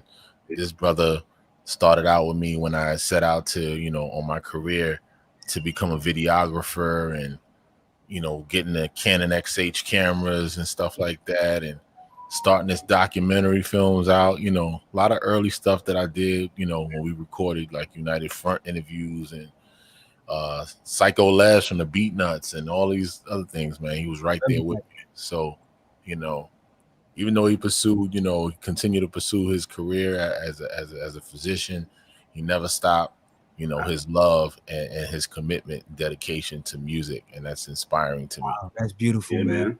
So, and J-Rad, man, I love you, man. You have a beautiful spirit, beautiful soul about you, man. To be, thank you, bro. Appreciate you. To be so young, but yet so mature and open to receiving things, right. Really get a chance to experience that openness, genuinely from anybody. And you're gonna do some powerful things, man. I know it. Thank you, man. I appreciate you. That's why y'all gonna definitely come back on this show. Absolutely. Word, man. So, man, big ups to y'all, man. That was beautifully said, A-Level, man. And like I said, I just like it, man. I'm humble to have y'all a part of this, man, and we'll definitely do this again. I hope that everyone out there that's listening is able to check out our podcast. We're doing a lot this year. I've been pretty consistent with the, every week a new show. We'll likely put this up as an audio podcast as well. It'll be like a bonus show. So, you guys get to hear yourselves back. But I'll actually keep this up. So usually I'll have it, I'll air it live, and then I'll leave the video private until the following Friday. But this one will be up. So, if you didn't catch it, if any of your peoples didn't catch this earlier, they could catch this. It's like almost 3 hours long. They can catch it, whatever time they able to. But y'all have a good night. I thank y'all again. And we'll see what happens with this Nas record some months down the line. For sure. But I think we're in a good. All right, A-Level, you want to take us out? Yo, how we end this, man. So what happened to peace? Peace. Thank you for tuning in.